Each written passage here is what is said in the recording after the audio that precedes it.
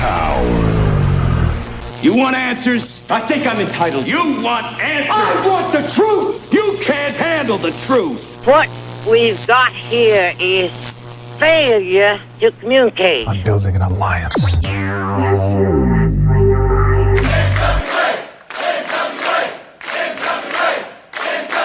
God bless the internet. Okay, let's party. It's showtime. It's time for the Alliance Guys podcast with your hosts Kevin Frazier, Jaden, DKM, and J. Cal. What is up, everybody? Welcome to the Alliance Guys podcast, a presentation of Alliance-Wrestling.com. You know me, I'm J. Cal. I'm here every Thursday night, and most Thursday nights, you know DKM, he's here that way. And then tonight, we're joined by our pal, the hostess with the mostest from the other Alliance Guys, and I'm talking about Tim from NWA Gold. This is the Alliance Guys podcast. We're here to talk NWA with you, that hashtag NWA fam. And we got a lot to talk about tonight. Pretty big episode of Power. Had some good stuff happen on USA. We're going to talk a little bit about Chris Adonis and a little bit about our gal, Kamille. I almost called her Miguel. What the hell's wrong with me? Our gal, Kamille, your NWA Women's World Champion. First of all, Tim, how are you, sir? Welcome to the show. I'm good, man. I come for the wrestling. I stay for the show. I ride that train like White Lavender Jones, my friend. That's a deep cut for you, Jay. I love it. He is a magical man. He shoots fire from his hands. TK? I'd like to announce my resignation from the Alliance Guys. Don't be mad because we're insulting your former boss. They can only be my former boss if I actually make money. Well, what you spend your money on is none of my business, but we won't pry too much into the private eyes. First and foremost, Tim, I heard you guys on the Alliance Guys yesterday. If you guys aren't listening to the other Alliance Guys Wednesdays at 6 p.m. Eastern, you definitely need to check it out. They do a great job of not just discussing what happens on Power and not just discussing what happens on USA, but a lot of dialogue about, how some of the characters are developing and how they would change commentary. But just quick questions for you, Tim, rapid fire.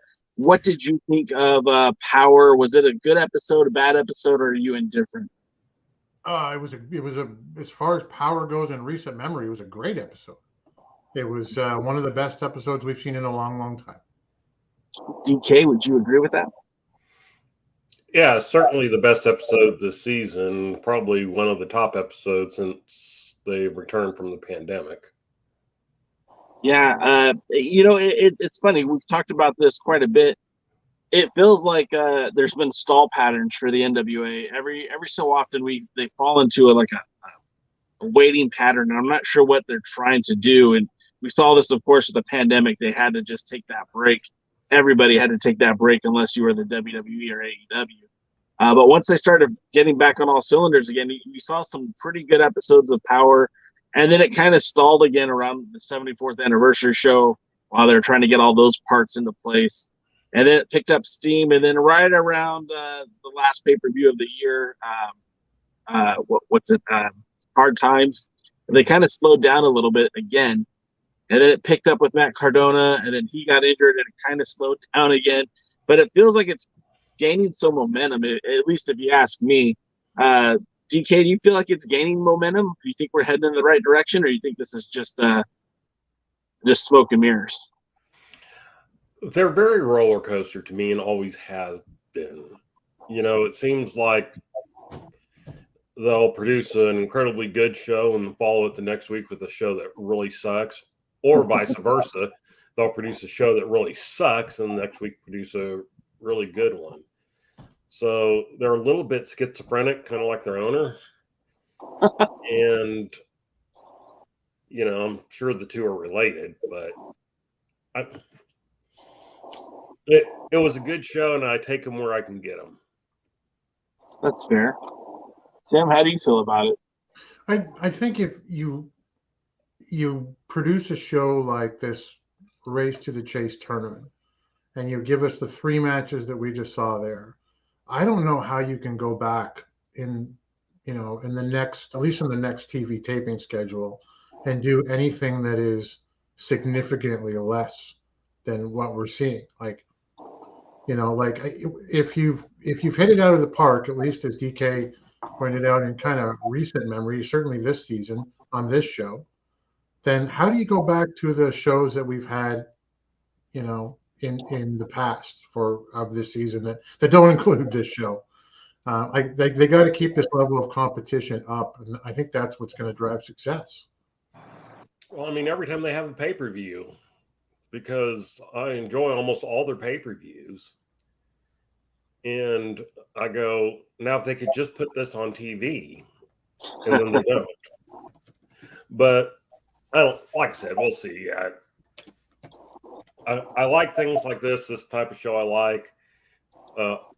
Obviously, despite the fact that Billy has spies and watches us because, we are that damn good. I was just thinking that too. They don't actually seem to listen to us a lot. So as far as our advice is concerned. So if you see it, the sheer look of panic in my face, it's because I just got some late breaking news and I'm trying to get to what it actually is. And I think this is a good one, guys. We talk about how the NWA, at least I talk about, I know we get some pushback on it from various viewers, but some people think the NWA needs to stand alone and quit trying to co-promote events, quit working with other people, and just start doing the thing by themselves. Yeah, that's DK.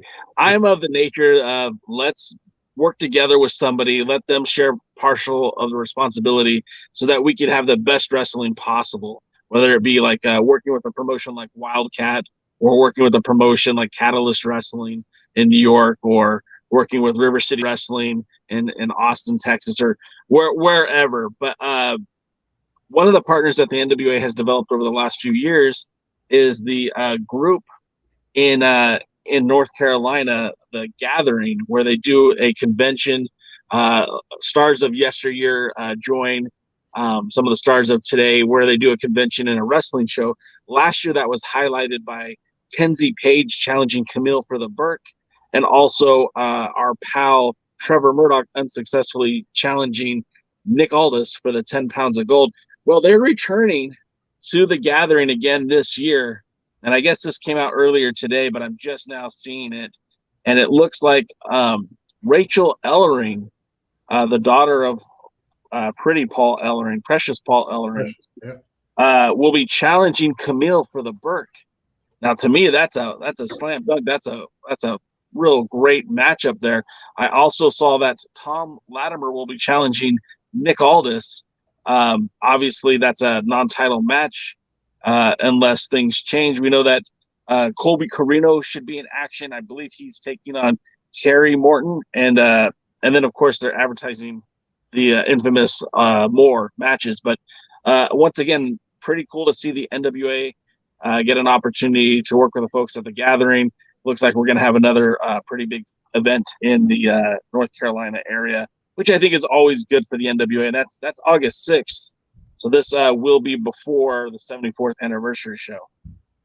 I think that's great. I like it when they co-promote with, other groups, arguably smaller groups, but certainly in fan base.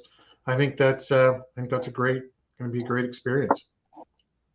Real quick, the match that I got wrong, I said Colby versus Kerry Morton. It's actually Ricky and Kerry versus Colby and George South, his mentor.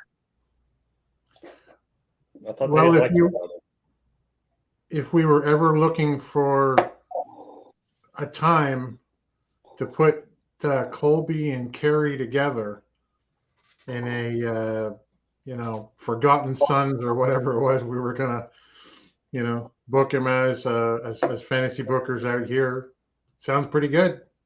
Sounds like a good opportunity. Yeah, I really think, and I don't know if this will be like a television taping or like like what do we call it?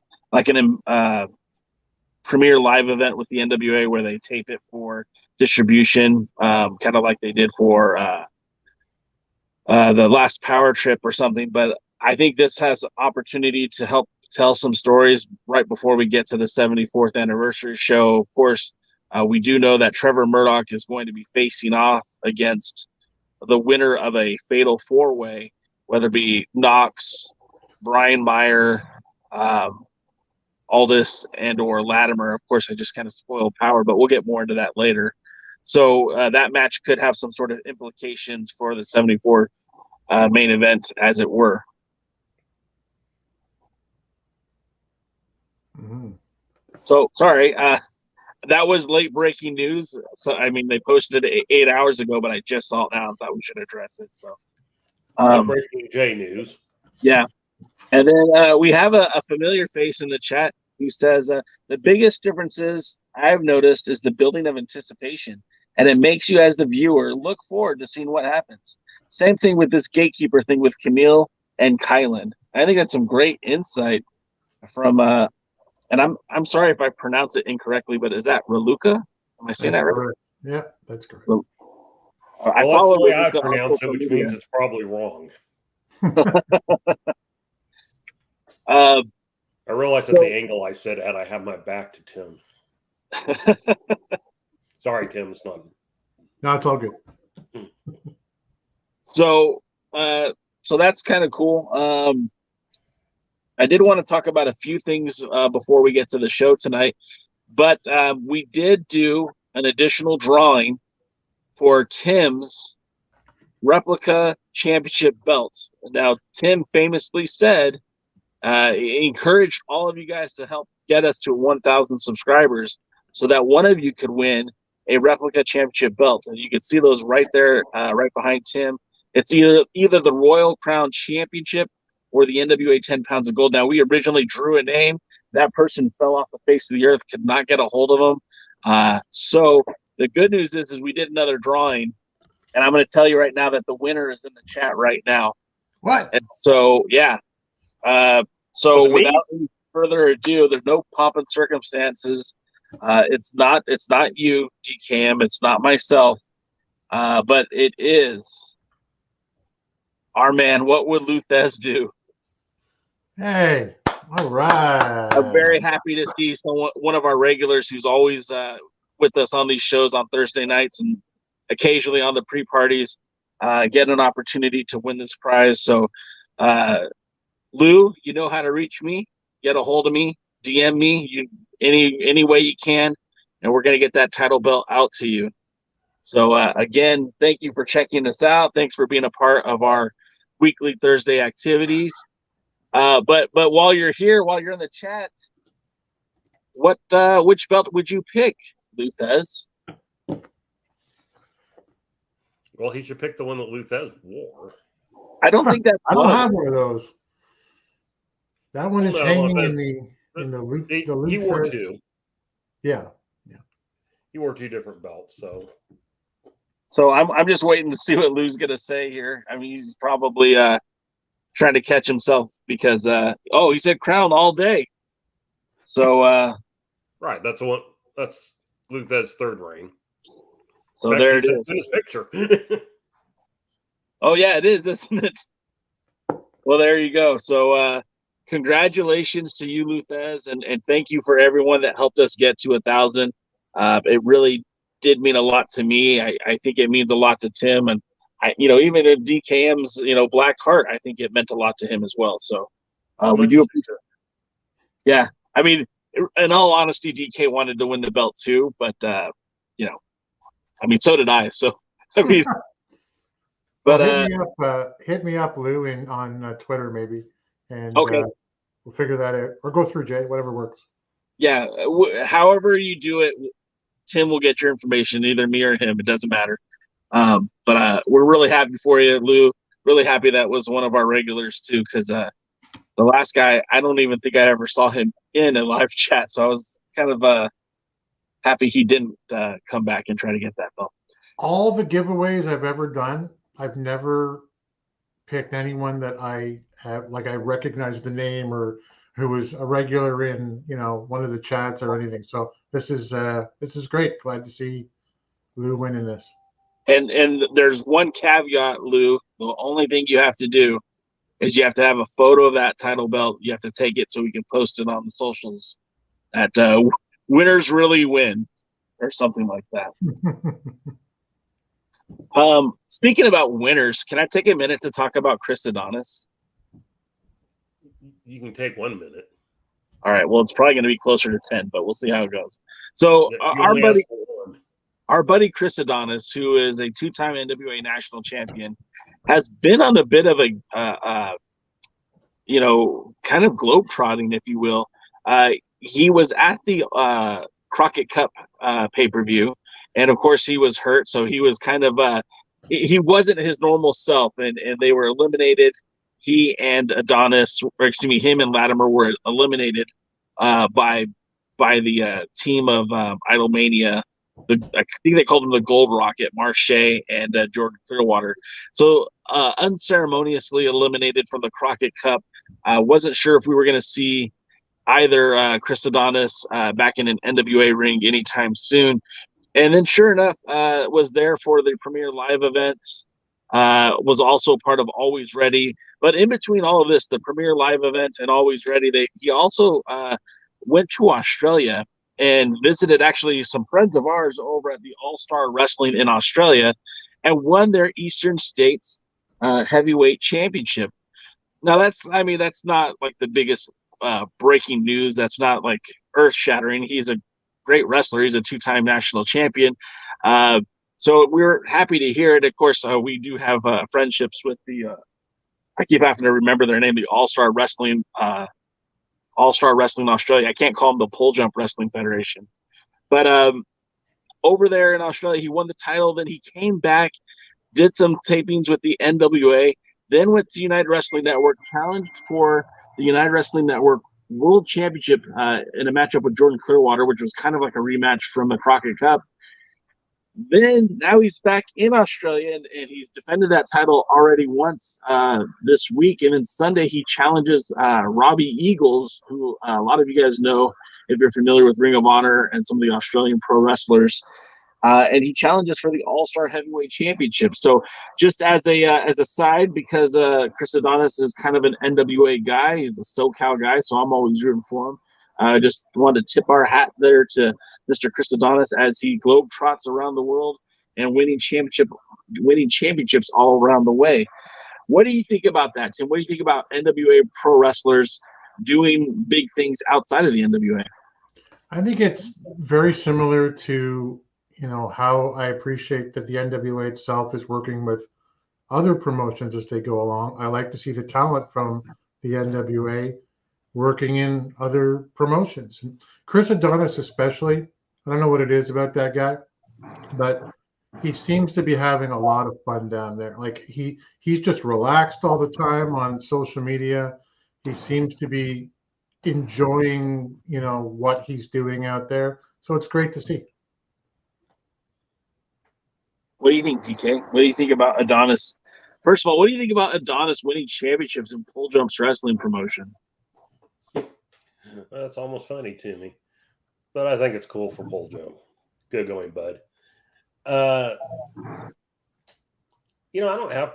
Obviously, NWA, you'd work 4 days, 3 days, 2 days in a given month, so I wouldn't expect that to be a wrestler's only place to wrestle. And even to clarify about working with other promotions earlier, I don't necessarily have a problem with the NWA working with conventions, or if they would, have wrestlers go to Wildcat or go to Tried and True or whatever. I mainly don't want them working with like the old ROH, MLW, Impact, stuff like that, outside of just, some rare talent exchanges. So, but yeah, get out there. Our heavyweight champion won the Wildcat title. So, belt collecting, there's enough promotions out there now. Anyone can do it, so go do it. Let me ask you, EK, why don't you want to see them pair with those organizations? Like that's on the other side of it, that's a higher level of visibility, right? No, not really. And here's my thing: Impact is watched by 100,000 people a week on TV. So I don't really know that they're getting that much more viewership if they would show up on there with their titles. And also, all promotion. Look, the reason they ended their first relationship with ROH, they basically came out and said they felt like they were getting the short end of the stick on the deal. Mm-hmm. Their champions are being put in with mid-card people. And Right. they're not running major storylines and, everything like that. And guess what? If I got DKM Wrestling running, I might occasionally bring your NWA champion in if I'm not having my own world champion. If I just have the DKM heavyweight champion. And I might occasionally bring in, the world champion to do something with somebody for a main event or whatever. But if I got my own world champion, I'm not bringing in somebody else's world champion and saying that they're equal. Mine's better because that's what I got to sell to the people that come to my shows every day. I'm not selling them, hey, here's another champion that's far more prestigious than mine. Right. Well, that makes me look like piss poor, whatever. I mean, and to me it's important if you're going to promote yourself and your title, and if you're going to promote it as a world title, even if it never leaves, the Duncanville high school gym, you gotta at least present it in such a way that's realistic and important. And you can't do that if you keep bringing MLW is not going to bring in Trevor Murdoch and say, here's a guy that's equal to Hammerstone, or here's a guy that holds a more prestigious title than what Hammerstone holds. Doesn't do them any good. They're going to say, hey, here's the NWA world champion. He's going to fight one, maybe our last world champion on a one-time thing. And, let's be honest, if you're watching MLW or NWA, you might be interested in a one-time matchup, but you're not going to care about the promotion. I mean, it was very well known. ROH fans didn't give a crap about the NWA wrestlers being in ROH. The NWA fans were, oh, well, again, what are you saying about your product? Oh, I got to be over here in ROH so more people will see how great we are. It doesn't work very long, and it doesn't last. And, will you get a few new fans? Maybe. Will they last? Maybe, maybe not. In the end of the day, are the same 100,000 people watching Impact, MLW, the old ROH, and NWA? Most likely. Because, we're a niche market of a niche market of a niche market. No, that's true. That we say that all the time. That and it's weird because even when you look back when Adam Pearce and Brent Albright were wrestling with Ring of Honor and battling for the NWA World's Heavyweight Championship, it was a little bit different. Where at Hammerstein Ballroom, Brent Albright and Adam Pearce literally tore the house down for that 10 pounds of gold. But it was also, again, Brent Albright wasn't really considered a mid card for Ring of Honor. He was kind of the top of the food chain. And even when they did the Nigel McGuinness versus Adam Pearce in the title versus title match that ended in disqualification, there was a fever pitch. But again, it was champion versus champion. It was someone who's presented as a top tier champion taking on the Ring of Honor's top tier champion. It wasn't Nick Aldis taking on Marty Scurll. It wasn't Nick Aldis taking on, the Darewolf PJ Black. I mean, it was the right size competition. It would, what's that? And who won? In the NWA or what? We had a champion versus champion match. Who won? Oh, it ended in a disqualification because it was using NWA. It was NWA rules, and Nigel threw it. What was weird is Pierce lost. He lost by disqualification, and they made a big deal out of Nigel McGuinness didn't get or whatever his name was, didn't get the belt because of NWA rules. Now, of course, in ROH rules didn't change hands on disqualification either, I think. So, yeah. But boy, they sure made a big deal that was an NWA rule. And, so our champion won, and our champion was cheated. So I think it's a really good explanation, and it made me think of the pitfalls that can happen the other way when you're dealing with a smaller organization than in the NWA. Like, isn't Trevor Murdoch the Wildcat champion right now? Yes. Right.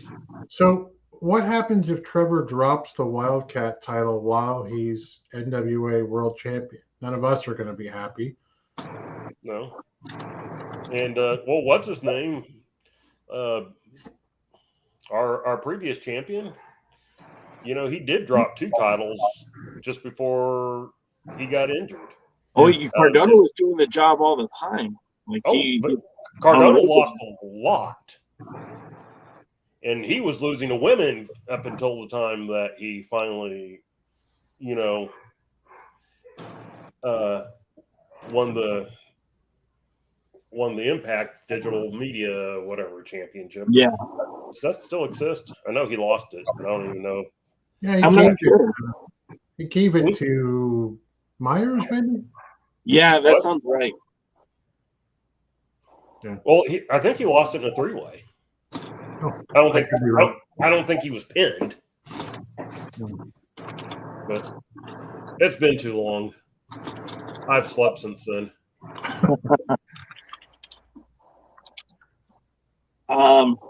So there you go.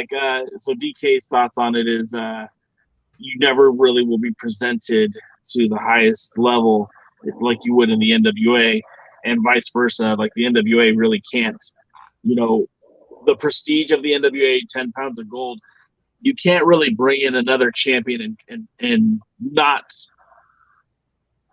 put that below the 10 pounds of gold, because that's basically the whole premise of the NWA. It's the world's grandest prize. And if you diminish that by, bringing in like the IWGP world champion or the Ring of Honor world champion and say, hey, these are equal, you're really shooting yourself in the foot and taking away from all the prestige that the NWA has. Real quick, Cardona lost the digital media at a Wrestling Revolver's Vegas vacation show. Well, that sounds awful. So the event was promoted by the Wrestling Revolver.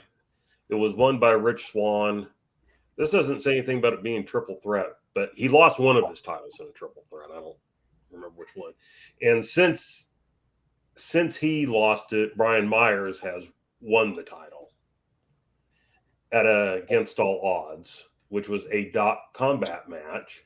So right now, the digital media title for Impact, last 2 title changes have not been at Impact.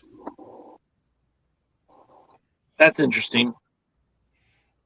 And, Impact's kind of notorious for creating secondary titles and stop caring about them after a while. That's true. That's why they've had so many secondary titles.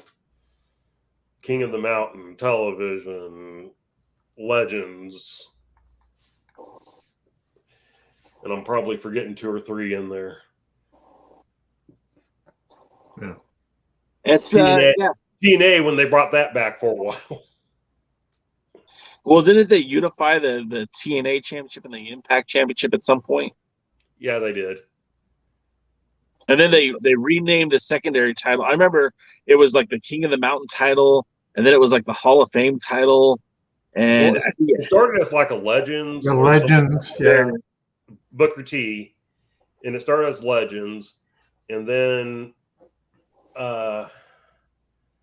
it changed to TV, and then it changed to King of the Mountain, and then it, at some point, whoever the champion was, I think it was Moose, unified like the X Division, the King of the Mountain, and the TNA or Impact Championship. I don't remember which one it was by that time.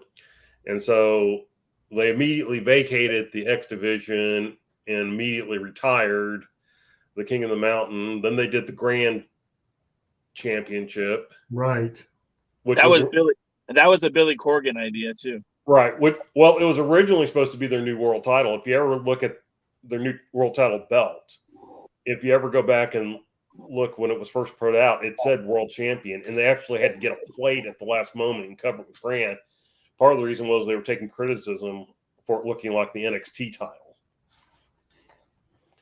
And so then that was their secondary one for a while, and it had stupid MMA style rules, 3-minute rounds, and unless you got pinned or, submitted or whatever, and judges. And yeah, that was a Billy Corgan idea. And this is why I was not happy when Billy Corgan bought the NWA. And everybody else was looking at him as the savior, and it was like, I don't know, guys. And anyway, my point is, I think any title that is a secondary title for Impact TNA eventually fades away to not much. Oh my gosh. Willie!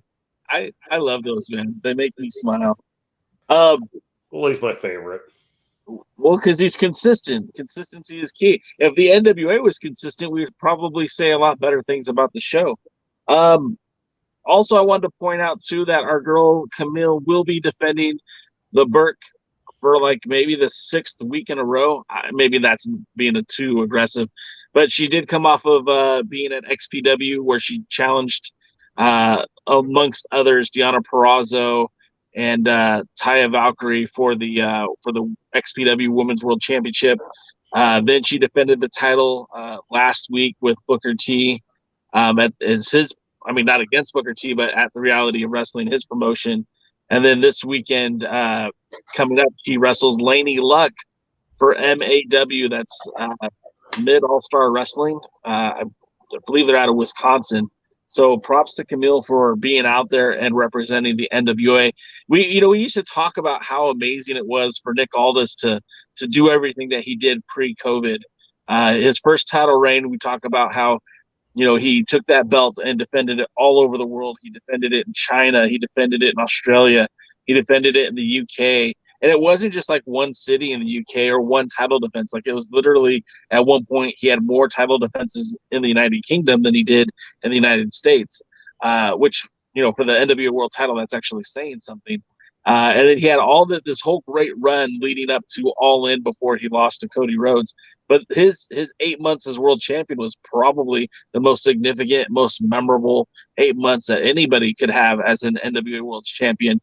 And then you have Kamille, who has just surpassed her first year as Women's World Champion. She calls herself the One Time, and it feels like that's going to stick because nobody looks like they're going to beat her. And she's out there not just wrestling in NWA sanctioned events. She's out there wrestling everywhere and taking that women's title with her. And it doesn't matter if it's XPW, it doesn't matter if it's River City Wrestling or Coastal City Championship Wrestling or MAW out here in Wisconsin. She's putting that belt out there and really making it mean something. Do you think that's good for the NWA, DK? Do you think her being that standard bearer for women's wrestling and the NWA is good? Yeah, because she's going out and she's winning. I mean, I don't know what happened in was it XPW or whoever? Well, Sam Shaw kidnapped her mid-match. Okay, so they got out with having to deal with her winning. she didn't take the loss, and it even connected it to the NWA somehow. So, I mean, there might be a payoff down the road that connects the XPW to the NWA, which would be wild. So, I'm okay with that. She's out there, she's wrestling, she's winning, she's being presented in almost all these places as a world champion, even if it's not a title defense. She's often still, billed as the NWA champion. She's comes with the Burke.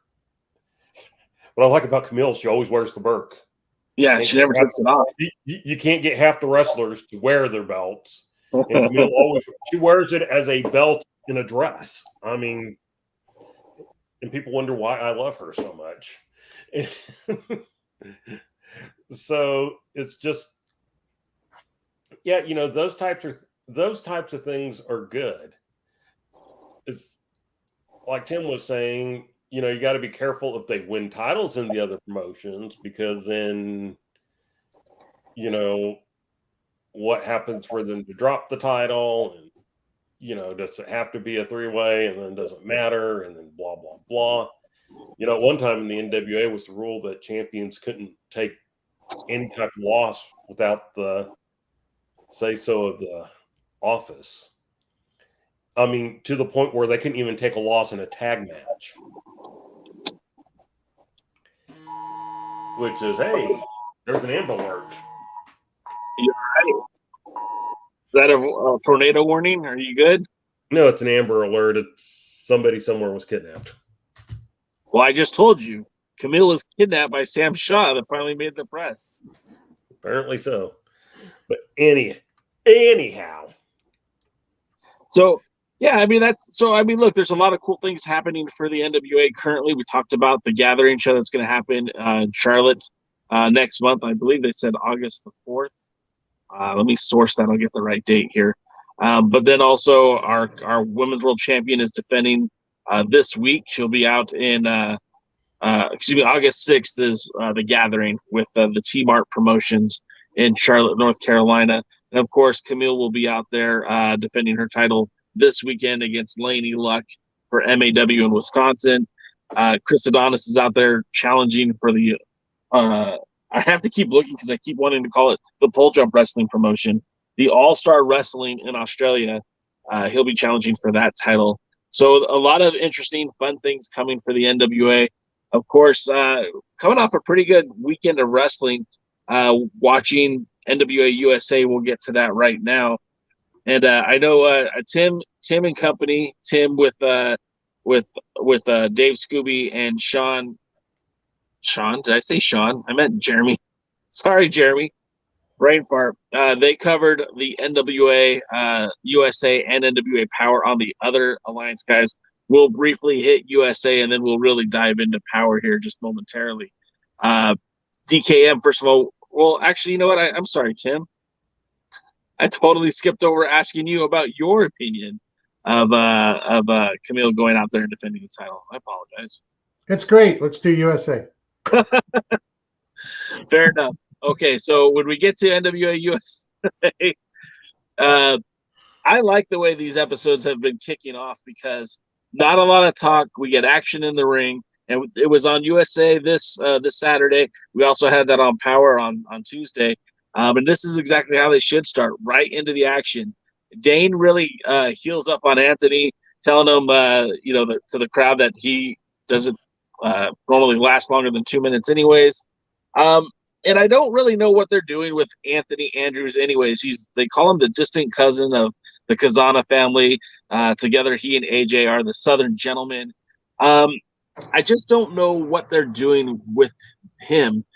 He doesn't exactly come off as looking like the traditional baby face, and that's okay. You don't have to. But I don't know if this is a good use for him to be enhancement for Jack Dane. I don't know. It just kind of struck me that he was not the right guy to be in this match. You look at the roster and you look at guys who potentially could be baby faces, and the number is diminished so much since that first season of Power. You look up and down the roster, and I would dare you guys to give me 5 baby faces that are on the roster currently.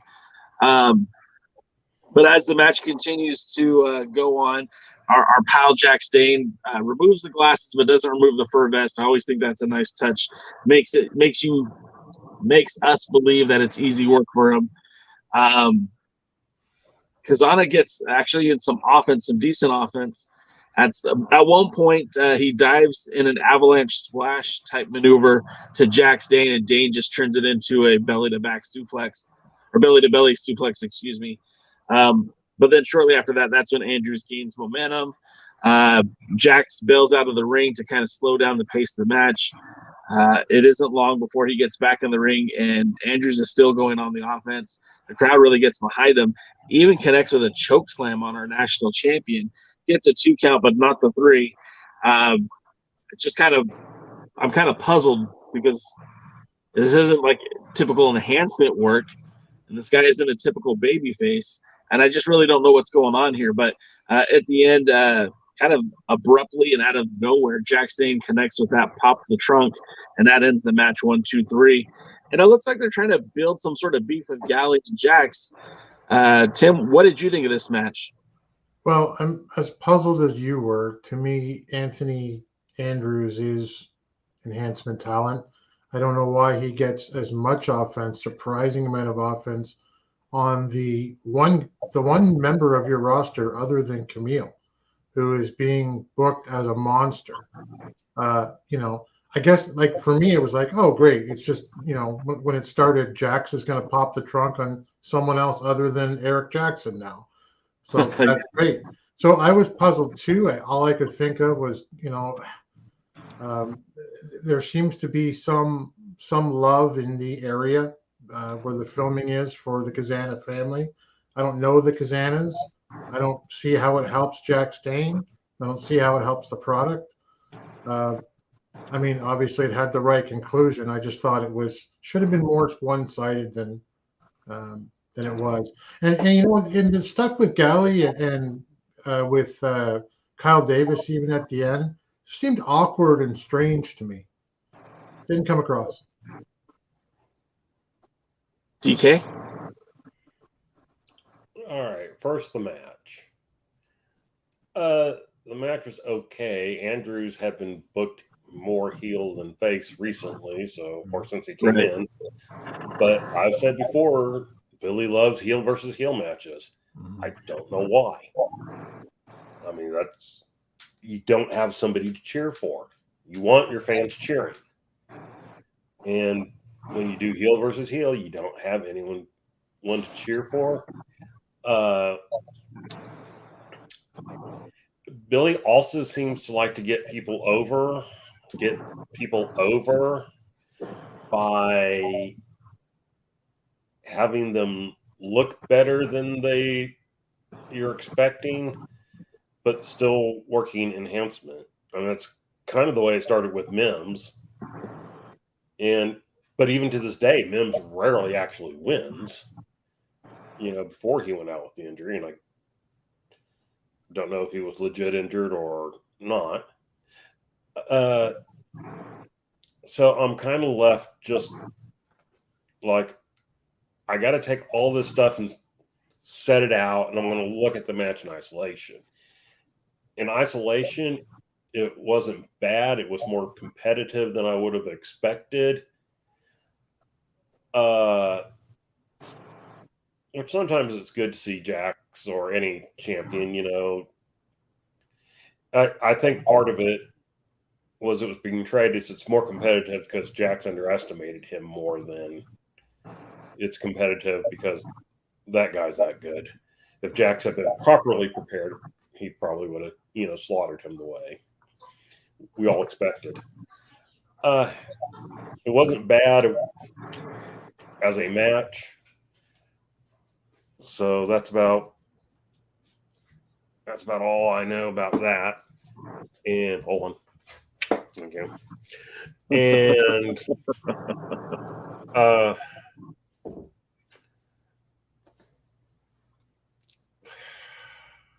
I don't know where they're going with any of this.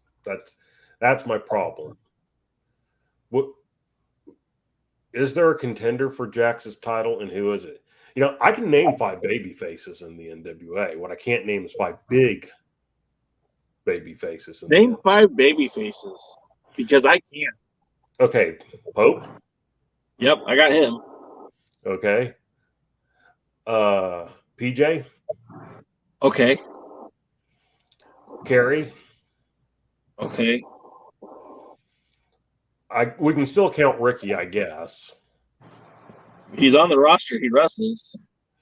So, and Homicide. Homicide. Okay, that's. You could probably do Luke Hawk, as we're kind of confused on his thing, but he seems to be wrestling heels, not. I would also give you the Pope, or excuse me, I'd also give you Mims too, even though he's on the IL currently. Right, and so I mean, there are, but you know, who's being built up as somebody that we want to see Jack Stain wrestle in a good match for the national title? Well, see, my biggest fear with that is it's going to be, you know, once he's done doing Trump security, you're going to get Anthony Mayweather back, and he's going to challenge for the national title in a story that just won't end. And I don't want that. You know, I'm with you. I think there's enough bodies on this roster. You got to have someone in that position to be built up. And I don't care who it is, to be honest with you. It could be Harry Smith. It could be Pope. It could be not Homicide. It could be Luke. Hell, it can even be the Southern Gentleman, but you actually have to do the job of building them up and treating them as a babyface and being consistent with it. Because if you put Jax again in a match with another heel, Chris Adonis, it doesn't make a lot of sense. Now, if you want to make Chris Adonis a babyface, then I'm all for that too. That happens all the time. He could switch sides and you could build him up as an actual challenge for the national title. It just, they haven't done anything like that. Well, yeah, they're not doing it with anything. It's weird how they can do some things so right, like when Pope was TV champion. Yeah. And then do things so wrong, like Tyrus' TV champion. Yep. And we'll talk about it more with Power, but we see them doing exactly what you'd want them to do with this Kylan King and Kamille versus like what's going on with Jax, which is nothing. And even to a lesser extent, is there anybody that we really is being built as a, challenge, a match we really want to see versus Homicide? Well, I mean, they're booking Kerry Morton in that role right now. Yeah, they are, but what are they doing to make it seem like, oh boy, we want to see it? I mean, I would like to see them take the tag titles off the current champions, and not because I dislike the current champions, but because I think Harry Smith should be, and I guess you can go, the tag champions are also 2 more faces. Yeah, so, really pointed that out. And so,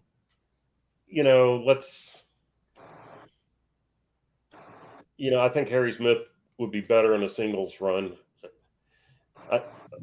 For some reason, even like in MLW and New Japan, they liked him in tag teams, but they didn't really seem to like him to, they would give him singles runs, but not successful ones. So maybe the NWA can correct some of that.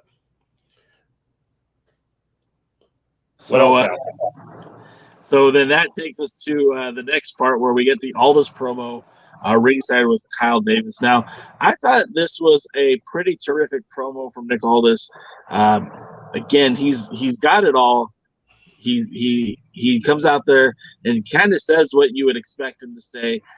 Even when he kind of gets salty at the end and talks about how everyone is kissing Billy's ass, I don't even have a problem with that, because he is like that heel / tweener type character right now, where he's not really gelling with management, but he's still not really full heel at this point.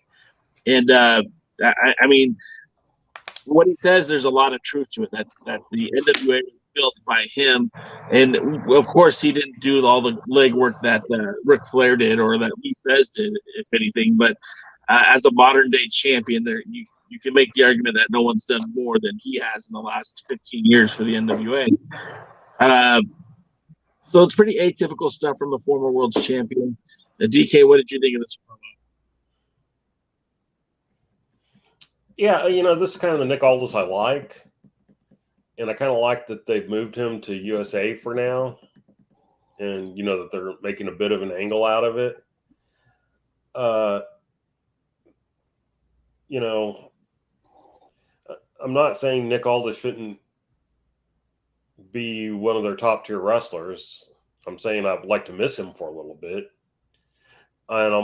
But also, as long as they kind of keep him out of the world title picture and keep him busy somewhere else, that's not so bad. And, Nick is best as a tweener. He doesn't make a good baby face. And although he makes a better heel, as a tweener is kind of where he fits. Yeah. Just kind of a cocky asshole who, when he's wrestling somebody you don't like, you don't mind cheering for him. And when he's wrestling someone you do like, you don't mind booing him. He works there. This was a good promo. I've always thought he had good promo skills. I've always thought he has good in-the-ring skills. And so I feel like right now they're using him right in this kind of thing. Tim? I like Nick as a heel because the NWA largely has a problem with, for me, explaining who's a baby face and who's a heel to me.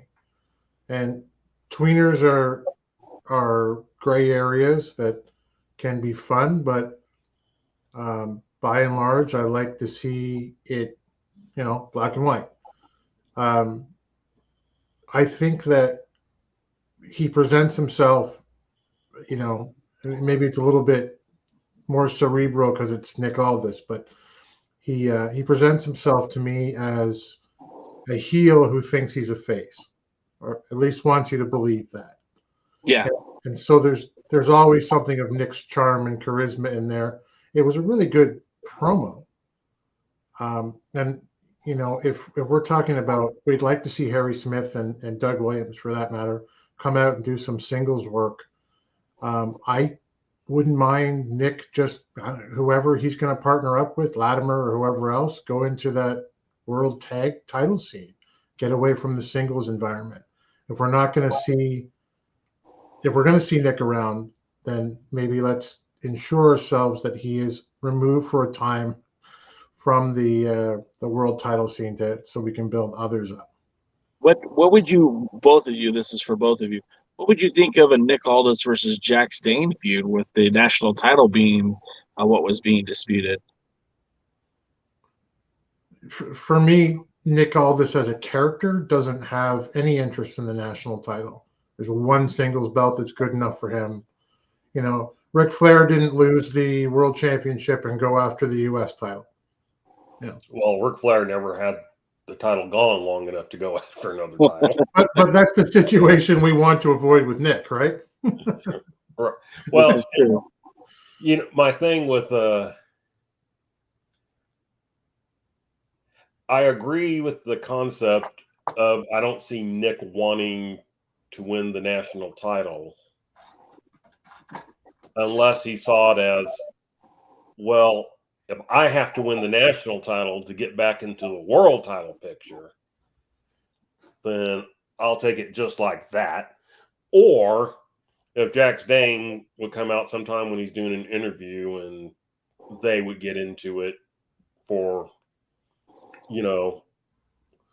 disrespecting each other and stuff like that, then there's a reason for those two to face each other. So I'm not opposed to it, but give me a reason that's going to make sense to me. Nick Aldis isn't suddenly going to go, well, I can't get a world title shot, so I'll go win the national title. But if the national title has something with it that can make me go,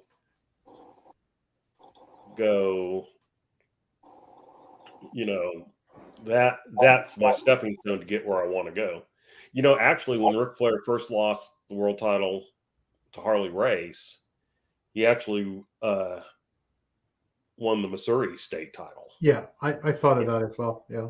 And he held the Missouri state title. And then once he was finally done with his world championship run, of course, he held the United States title. He held the Intercontinental title in WWE. Yeah. I think him and Roddy Piper helped WWE tag team titles. That was kind of That scary. was wild.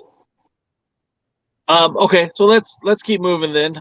Next up, I hate when they do this where it goes promo back to promo, like back-to-back promos. Come on, we got to mix in more wrestling, even smaller matches. But we get Magic Jake with CJ, who I'm a big Christy Jane fan. Big fan of her work. Yes, she's a beautiful woman, but she actually can wrestle too. I really hope we get to see more of her in-ring styling and less, eye candy. Magic Jake is every time I see this guy, I think, wow, he kind of has a cool look. He looks like very nonchalant, looks kind of angry most of the time. But like in this promo, and I see it a lot of times when he's cutting promos, his face doesn't make me feel like he even buys into it. He rolls his eyes, and it's like I just feel like he's not even interested in this gimmick, which makes me certainly have no desire to talk about it. But he says he's magic in the ring, and May asks him about the nature of the relationship he has with CJ, which he says it's nobody's damn business. Okay. And then CJ and May start conversing in Portuguese, with both women originating from Brazil. So it was kind of fitting that they were speaking in Portuguese, although it does nothing for us as the viewer. DK, what did you think of this segment? It was a garbage segment, just filler. The only thing that I got a slight chuckle out of, and for no reason other than me barely paying attention, happened to look up at the right moment, was when May looks around and goes, "Oh, he left," or he's gone, or something like that. And I chuckled a little bit about that, and went back to eating my whatever I was eating at that time, breakfast or lunch or whatever. And it was a waste of time and space. Tim, did you love it? Was it everything you had hoped for in a promo? I think Jay hits on it really well. Is he doesn't seem to buy it himself. What is remarkable is that I care about it slightly more than I did 2 weeks ago, and that's because of Christy James. Like, she's all in on her flourishes as like just her feathers in the way, and it's in his face, and he's just kind of there.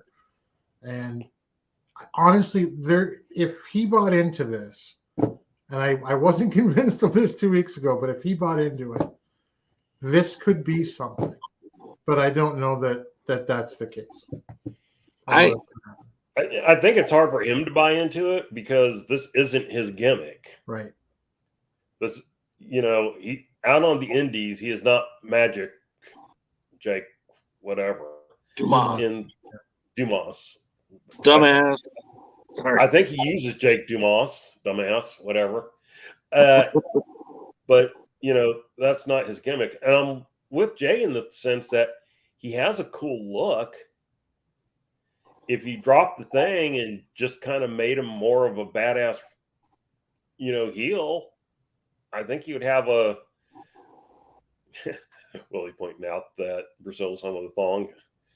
So we did to get some cultural impact from them. And I think he could be cool. I think he could be developed. It's hard to develop a guy who's, blowing tobacco in people's eyes or making cards disappear or, whatever. It's just, that's so TNA, Billy. Well, could you? I want to go back to something. I'm sorry, Jay. I hate to interrupt you, but I totally forgot this. You guys brought it up, and I forgot it when I did my thing. Jack Stain. We're going to go all the way back to Jack Stain because I forgot to talk about whatever his little tiff is with Joe Galley. Oh, yeah. I said it 9 billion times. Nobody's interested in seeing Jack Stane versus Joe Galley. Or Tyrus versus Kyle, or nobody wants to see the announcers and managers and wrestlers feud with each other. So stop it. That's fair. I don't blame you on that. Okay, so back to Dumas, dumbass, whatever his name is. I think I got everything in. Jay, you had something you want to say? Two things. First of all, the only magic we want to see him do is shoot fireballs, right? Let him be a wizard. He's going to be a magician. Let him shoot fireballs like our man, White Lavender Jones. Secondly, if we were pushing him as a babyface as opposed to a heel, imagine the opportunities that would be there for him. We went through the list of literally 6 baby faces, not including the tag team champions, that could potentially be a challenge for Jack Stane. And honestly, I don't want to see the Pope and Jax. I don't want to see Homicide and Jax. I don't want to see Carrie or Ricky versus Jax.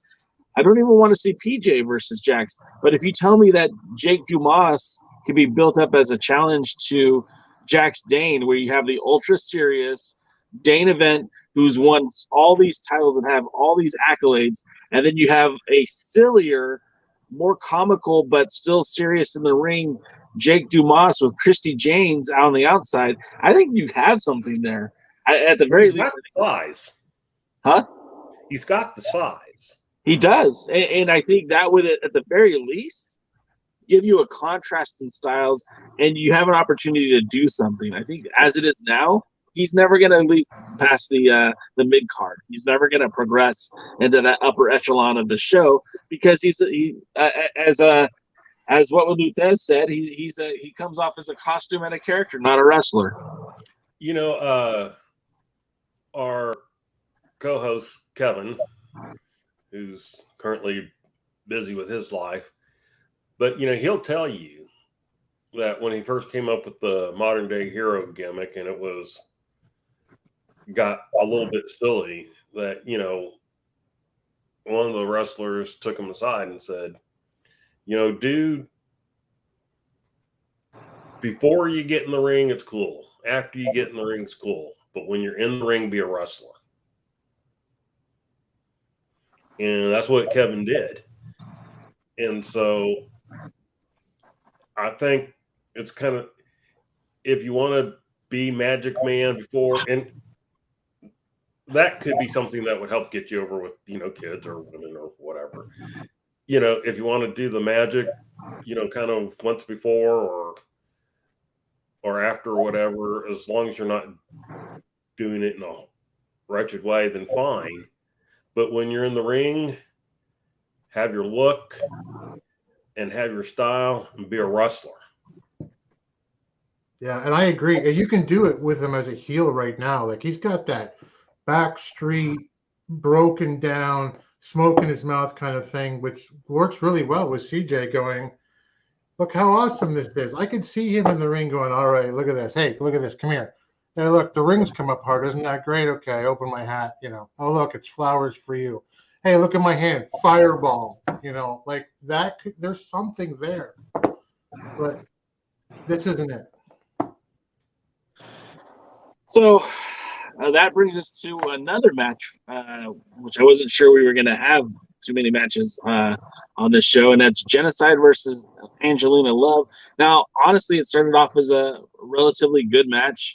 Angelina Love, who is not in her heyday anymore, could still put on some decent matches, and in a lot of ways kind of reminds me of Melina, who, let's be honest, Melina was past her prime when she debuted for the NWA. But she did a good job of putting on some decent matches, especially with some of the younger girls on the roster. Genocide is not one of the younger girls on the roster. In my opinion, Genocide is one of the more polished athletes you have on the show. And so this match was a little lopsided. I found it very peculiar that in 30 seconds, Velvet Sky did more to put over Angelina Love than she's done on the entire 3 years or 2 years that she's been with the NWA. She really did a great job of putting over Angelina Love. I wish she would put that kind of energy into putting over some of the other talents, not named DJ Dango or Dango, whatever, Dirty Dango. Anyways, Angelina Love looks extremely tiny in the ring next to Genocide. The match didn't have enough for it to have any substance, though. A fall-away slam from the big Genocide to the tiny Angelina Love. She rolls out of the ring, basically done. And then she starts talking to Velvet Sky. Now, this is a 7-time Impact Women's Champion, and she doesn't understand that there's a time limit. That she can be outside the ring. This is, again, silly booking. What was she trying to get accomplished here? Did she want Velvet Sky to tag in? Velvet's not wrestling. Did she want Velvet Sky to coach her? Well, she's an announcer. She's not a manager. This whole thing kind of seems silly. I mean, I'm glad that we got another dominant victory for Genocide, but I don't see the benefit of using Angelina Love this way. Tim, I know you guys gave your review yesterday on it, but what did you think about this match? Well, it's 2 minutes long, so not much of a match. It started great and ended oddly, as you just pointed out. The best thing that came out of this match is that the hope that there's another use for Velvet Sky outside of the commentary booth. You know, I don't want to continuously go off on Velvet Sky in the booth, but if there's an opportunity that she's getting back in the ring, if she's going to manage if she's going to manage Angelina Love, great, fantastic. You know, there's a use for Velvet. Let's find it. Let's get her out of the booth. DK, your thoughts on the trailer park flat butt tramp? Well, first, my apologies to Tim for breaking out laughing when I saw that. I couldn't hold that one in. It took me off guard. Well, which brings up something. I swear as time has gone on, Angelina Love's gotten skinnier and skinnier. I mean, she's reaching like Adam Cole size. And so... It took me a minute to get that. You bought me. So they seem to be setting up. This was the thing that kind of made me go, I'm not saying it's good. I'm not saying it's bad. I'm saying I kind of want to see where they're going here. They seem to be setting up something with Angelina Love and Velvet, but I don't know what. You know, Velvet was mad at the time that Angelina came out with Dirty Dango or whatever, or I don't remember what the tag team was called. The Dirty Sexy Boys. Now I know why I forgot. And so I mean, there seems like they're hinting that there's tension between Angelina Love. I mean, Love was yelling at something at Sky, and Velvet was like, well, you got to get back in the ring, and she was like, I'm done, or whatever. And so Genocide was just a side note to the interaction between those two. And, you know, in wrestling that happens. I'm not saying that's a bad thing. In fact, I actually kind of like that this was just kind of a 2-minute match where whatever, because I just really wasn't sure what they were going to do. I thought this was a match where you couldn't have anyone come out looking good if you had an actual match. It wouldn't help Genocide. It wouldn't help Love. And so the one place where I'm going to disagree with Jay is that I know Genocide's been around for a couple of years, 2 or 3 years here now in the NWA, but she's still pretty young thing. She came out of Thunder Rosa's training stuff, if I remember correctly. No. She came in with Thunder Rosa back with the yeah. She came in with Mission Pro, but she wasn't trained by Mission Pro, if that makes sense. So, but anyway, I think it's enough to where, you know, again, like you said, anytime you can get somebody that's still developing, and I would say that Genocide's still developing, anytime you can get somebody who's still developing in with somebody who's been a 7-time champion, and let's be honest, the impact that Angelina Love was champion of was, you know, still seen by around 1 million people. So it was a bigger deal and things like that. You know, anytime you get younger people that can be in there with veterans, even if it's for a couple of minutes, gives them a chance to talk backstage, things like that, work together. That's always a good thing. So this was an angle, wasn't a match.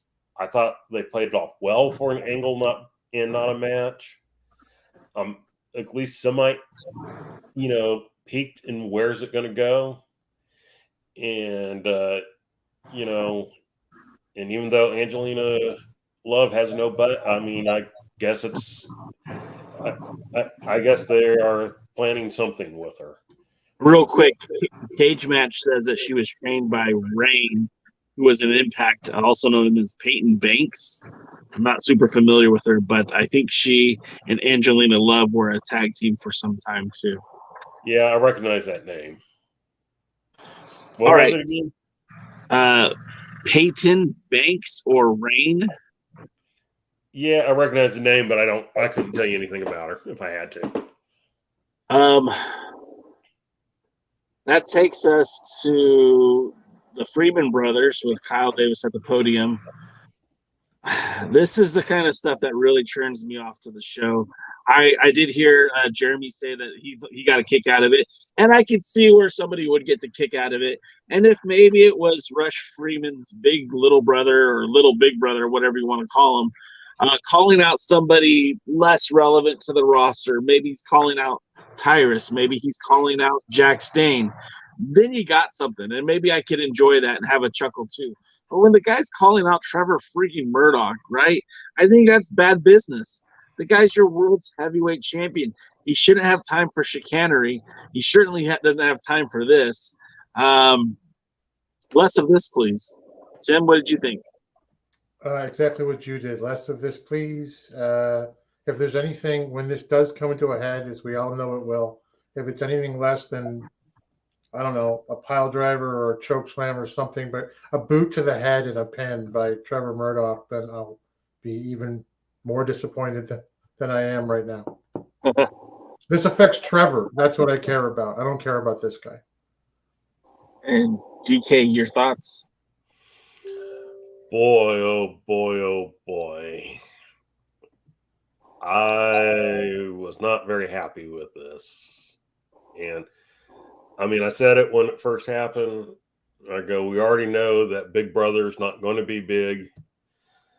I compared the guy to Marco Stunt, but he happens to look like an adult instead of a 12-year-old. Tim put it best.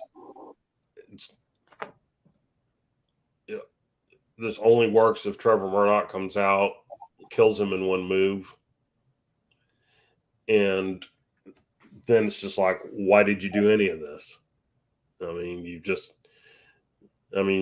You've killed this talent you've brought in. You'll kill your world champion if he doesn't slaughter him in one move. And no good can come from this. No good can come from this. So anyway, yeah, Jay will probably remember, but I posted something in a chat we had with Jaden. I noted that I go two mostly good matches, one angle that kind of makes you go, and then something that just totally ruins the entire show for you. And this was the segment that totally ruins the entire show for you. So, we've been spending a lot of time on this. Let's get through it. Next up, we have Hawk Ari in the back with May. And essentially, we get that Luke is angry because Luke is always angry. It's the superpower. And he's coming after Colby Carino. I'm good with that. That's fine. We can move forward. Jamie Stanley's drill. I wish they'd bring back the 60 seconds segment. This was dumb. I don't know if you guys ever watched The Office, but this is some sort of interview segment with Stanley where the interview feels something like out of The Office when Michael Scott is doing an HR exit interview. Where do you get off? Who do you think you are? This kind of stuff is just, it's remedial. It wasn't entertaining. I'm going to skip forward if you guys don't mind. The next, do you have something you want to add? Nope, I'm just saying that's okay. Great. Next up, we get Kamille in the back with May. Kamille addresses the gatekeeper term. Now, we kind of figure out what they're talking about off of Power, but then again, this is why production and consistency is important. and having a mapped out storyline so that storylines don't get leaked or spoiled or somehow presented before they should be. But essentially, May asked Kamille how she feels about Killian King being her gatekeeper. And at first she's like, yeah, I mean, I appreciate anyone helping me try to keep my title. But secondly, I don't need anybody to help me because I'm the one-time champion. So it was a whatever promo. Again, I think it was out of place. It should have happened after this week's episode of Power. And that takes us to the Junior Heavyweight Championship match, Homicide versus VSK. Now, surprisingly, VSK came to wrestle. This was a good match. I was very happy with this match. Quite literally the best match I think VSK has had while he's been on the roster. It was very indie-esque in that you got a lot of high-flying, a lot of offense, not a whole lot of traditional storytelling in the match.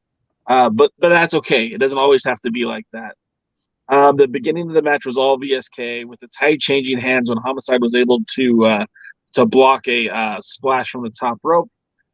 The match was way more competitive than I thought it would be because I honestly thought Homicide would just come out here and beat the crap out of him. But it took essentially 2 Koji cutters, one from the top rope to put VSK down. And a really good victory for Homicide, who just keeps winning his matches and looking good. DK, what did you think of this one? I was surprised over how much I liked this one. That I hadn't really considered VSK much of anything. I think he has like 1 win in the NWA. I don't remember. And, I think sometimes it shows that if you let the wrestlers go out and be wrestlers and let them do what they're trained to do, that you get good matches. And ultimately, I want 2 things out of wrestling: good matches followed by good storylines. And so we saw the development of what I think has the potential to be a really good storyline with Kamille. Although, once again, we see their production and timing issues that they have. And then, we see a really good match. We got a champion out there. They're basically getting him over as champion. He's not in a big story. He's not in a big feud. He's just out there. He's defending the title, and we're saying, hey, this is the best junior heavyweight in the world, and we're proving he's the best junior heavyweight in the world by the fact that he's out there, wrestling. So that works pretty well for me. Tim, what did you think of this one? Yeah, we're going to see more of this type of thing on Power when we talk about that in a sec. But that's Homicide leads the way in having great matches throughout the NWA, and with clean, better man pinfalls and lots of false finishes and back and forth, and made VSK look great and made Homicide look good. Yeah, that's it. I think that's key. And of course, we couldn't expect anything less from Homicide. He's going to go out there and make somebody look good while he looks good because he's a pro. Yeah. So that ends the episode of USA. Now, the only thing I would like to talk about, just real quick, the last thing on USA is I wish they would just end the show while the wrestler's celebrating. I don't want them to go back to Galley and say, "Hey, we'll see you Tuesday night." Just end with them celebrating, because there's always that awkward pause between the end of the match and what the commentators have to say, and then they end the show. I would just like it to end with the wrestler in the ring with the victory. My 2 cents. Well, it's okay if the announcers would just say something while you're watching it. Yeah. So like if we're just watching Homicide parade around with the belt and Joe Galley goes, "See you Tuesday," or whatever, when they go off the air, that would be fine if they want to get that in. But yeah, don't cut the scene and then switch to the next scene. Because the energy level dips. Right. I think that's what you're 100%. And it almost, like, when that level dips, it almost makes you feel less about the show. And I know that's probably some sort of weird, like, psychological effect, but I feel like as soon as that does that, I'm like, I'm out. And I get, that's the end of the show, but I just feel like it takes me out of that happy moment that I was in. Mhm. So now we go to episode 5 of season 9 of Power. And again, love the way these shows are starting off when you have two guys already in the ring. You're not waiting for introductions. You're not waiting for the announcers to give you a lowdown on what's happening tonight. No, you've got Latimer and Adonis in the ring ready to go. And so I always like when they do that. Galley tells us that the winner of tonight's matches will be part of a fatal four-way. And yes, you heard that right, because the fatal four-way will include Mike Knox, and he explains later in the night how he got involved in the match. But there will be a fatal four-way to crown a number 1 contender to challenge Murdoch at the 74th. So with no further ado, round 1 of the race for the chase, Latimer versus Adonis. The pair start off very friendly, like old two buddies, just throwing a football back and forth. But after a series of one-upmanships and congratulations, Latimer takes advantage of a distracted Adonis to drive him into the corner. Latimer really is efforting to keep Adonis immobilized, which I can appreciate. Both these guys look really good. I mean, I think Adonis looks better than he's ever looked in the ring. Latimer looks like $1 million. It feels like Adonis is getting more of a babyface reaction from the audience, and that's what I was kind of talking about earlier. I would be totally okay if they transitioned Adonis into a babyface, and I feel like the Nashville crowd would support that. Adonis hits his huge spine buster, but isn't able to capitalize to get the W. Latimer connects with a Kamille-esque spear, but again, can't get the W. But after some posturing, Latimer is able to connect with that pop-up powerbomb to win the match. I thought this was pretty good. It's not match of the year, not by any stretch, but I thought it was a fun match. Tim, what'd you think? Yeah, I felt the same. It was a good match, fun match. It almost feels a little bit weird that, we're going to see 4 matches, I think, on this hour. And then, so these matches are going by pretty quick.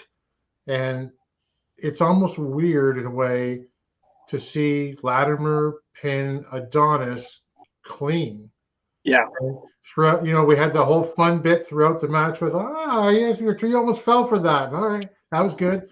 Back and forth. But, essentially it was a handshake. Whether one happened at the end, I don't remember. But just like NWA USA with Homicide pinning VSK clean, it's another one of those. And it's fun to see. We need more of it.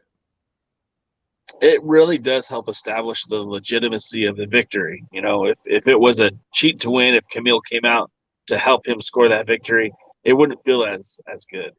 Right. DK, what were your thoughts on this one? Yeah, this is one of those cases where you take a good match and as being a good match and you simply enjoy it.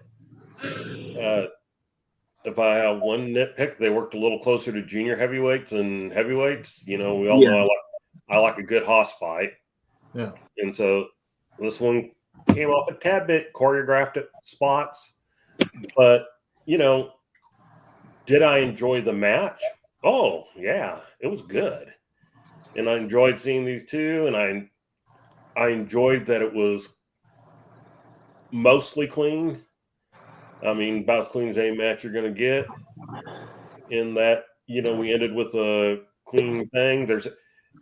There's a history between them, and they kind of ignored some of the history because y'all remember Kamille kind of coming out and trash talking Adonis, and Vladimir, kind of agreeing with her and everything. But that was ignored. This was two guys who know each other, get along, and they put on a good match. And it got me excited for this episode if this was the type of thing that I was going to see. I mean, and what a great way to kick off the show too, right? Because it wasn't it was two of your bigger names on the roster. I thought that was cool. So, anyways, next up we have Mike Knox at the podium with Kyle Davis. Knox explains why he's getting a shot at the race for the chase, and it's simple. He was part of the Cardona family. It was one of the concessions that Billy made to make Matt Cardona give up the title. Knox Jay, I don't know if anyone else you got real quiet. Yeah, check your mic, Jay.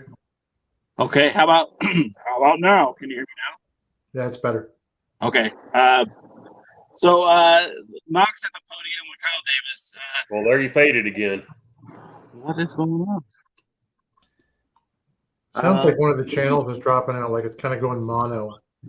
That's so weird because I'm just I'm on my phone, so no microphone. How about this? Any better? Yeah, honestly, it seems to go as you continue talking, all signal drop out. Let's see how it goes. I'll talk a little bit. So basically, this all boils down to the concessions that Billy Corgan made to the Cardona family to get Matt to drop the title to vacate the championship. I don't know if I like that. I don't know if I like those kinds of reasonings. I mean, in order to get Matt Cardona to do the right thing, you had to guarantee VSK a junior heavyweight title shot. You had to guarantee Mike Knox an opportunity at the 10 pounds of gold. That's probably why Brian Myers is also in this whole deal as well. And at some point, Chelsea Green is going to get a shot at Kamille. I don't think I like that. It feels kind of icky and dirty. And it kind of makes Billy Corgan seem like he's the kind of guy that is willing to do some shady stuff. So I wasn't happy about hearing that. And the promo basically afterwards was that he's got heat with Bully Ray. Don't any of us forget it. DK, what did you think about that one? I'll be honest, Mike Knox isn't a good promo. No. And this is probably his best one, though. I would agree with that. For a Mike Knox promo, this was okay. I mean, it wasn't overly good. I didn't buy the pain in the back. I didn't care about the Bully Ray thing. Honestly, I'd forgotten about it, which is always sad when something like that happens. When you legitimately forget that, oh, yeah, that was an angle, wasn't it? And so, like you, I don't get how the same guy that goes, I'm reinstating Tim Storm for no reason other than I have the power to reinstate Tim Storm. I mean, there wasn't a storyline behind it. It was just, it was basically an acknowledgement that I don't really have top guys, so I got to put some, I got to, undo this rule, just, reinstate Tim for the world championship because I can. But on the other hand, I have to make a deal to vacate the title instead of just saying, sorry, title's vacant, turn it in. Turn it in or keeping your $10,000, $25,000. It's kayfabe now, so you can make up anything you want. And for those that don't know, a quick history lesson: you used to have to put a deposit on the belt. At one time it was $25,000. At the time it was $10,000. So that's what kept the champion honest. And it's why Jack Briscoe made Baba pay him $25,000 to drop the belt, because I may not get my deposit back. I want that money. And so anyway, back to the thing. The Cardona thing doesn't make sense. I don't want to see Kamille versus Chelsea Green, even though I've enjoyed their matchups. It's like they haven't, Camille's won them all pretty hands down, even multi-person matches. And it's like, so I hope she uses her title challenge to go after the tag team titles with, Maxine Paler, because I actually like them as a team, because apparently they're really demented. And I don't know. It's a judgment-free zone, DK. You're allowed to like whoever you want to like. It's 2022, man. I guess so. On the promo, Tim? I mean, it's Mike Knox. This is what you're generally, Well, no, this is my general. Well, the best, maybe the best you're going to get. Look, but I just want to point out for this, Billy hasn't said, not that this is any better a situation, but Billy hasn't said, I made a deal with the entire Cardona family. They're all getting title shots so that I could get the 10 pounds back. only the Cardona family has said that right now. So it could be that that's not the case, which is an entire other dog's breakfast that we can moan about later if it comes up. But yeah, I just wanted to point that out. There wasn't much to this. But does it feel like when they do things like this, whether it's Billy saying it or they're Cardona saying it or whatever, that like to me it just comes across like sometimes they don't know what the blank they're doing. Yeah. For example, Mike Knox was never mentioned in the original thing about this. Now all of a sudden it's like, oh, well, he is in the tournament and he had a bye, and this is the reason he had a bye. But it's like, well, that was never explained when the thing started. So what? I mean, it's like they work themselves into a corner and then go, okay, no. How can we get around this? So one of the things I mentioned it on the other guy's show that makes some of these segments palatable, at least like this, is Kyle Davis for me. Yeah. And Kyle Davis, like when he's backing up, going, "Hey, remember, hey Mike, it's me, Kyle from wrestling." And even with the Rush Freeman's older brother bit, the way that his facials go, like when he calls out Trevor Murdoch, and Kyle Davis is like, "Are you insane?" Kyle is such a gem to this show. I'll say this, that I thought that it would be very difficult to replace David Marquez. And on screen, I still really enjoyed David Marquez, but I will admit that Kyle Davis has really come into his own in this role and has really kind of run away with it. And although, like I said, I would love to see Marquez back in that position for the NWA, Kyle Davis is doing a great job. Well, I mean, Kyle does really good with what he's given. 100%. But I mean, I'll say that I don't like everything, but it's not because of Kyle. He said, "It's me, Kyle from wrestling," because that's Mike's thing. It was perfect. Right. If I'd much rather Dave Marquez come back behind the scenes, production stuff, and clean up some of this mess. Also, Kyle behind the scenes, he's listed in the credits as a director of operations as well. So he's got to be doing some good work back there. I know he had a shoot job that was a very good job for him, and he was able to quit that job to do the NWA full time, much like how Joe Galley was able to quit broadcasting the news because of what the NWA was offering him. So I think that's, at the very least, as you're watching this company grow, we talk about a 20-year plan, at least we're seeing those seeds kind of starting to develop. If they're able to put these guys full time on the payroll, that means they're doing something right. So I will say that's a plus for me. So next up, we get another round one match for the race for the chase, and it's the Pope versus Brian Myers. Now, again, why are we getting Brian Myers in this position? We could allude to the fact that the Cardonas and the promises that were made by Billy Corgan, or we could just say, hey, he had one decent match against Nick Aldis, and we think he'd be a good fit. But this is kind of a dichotomy of styles here.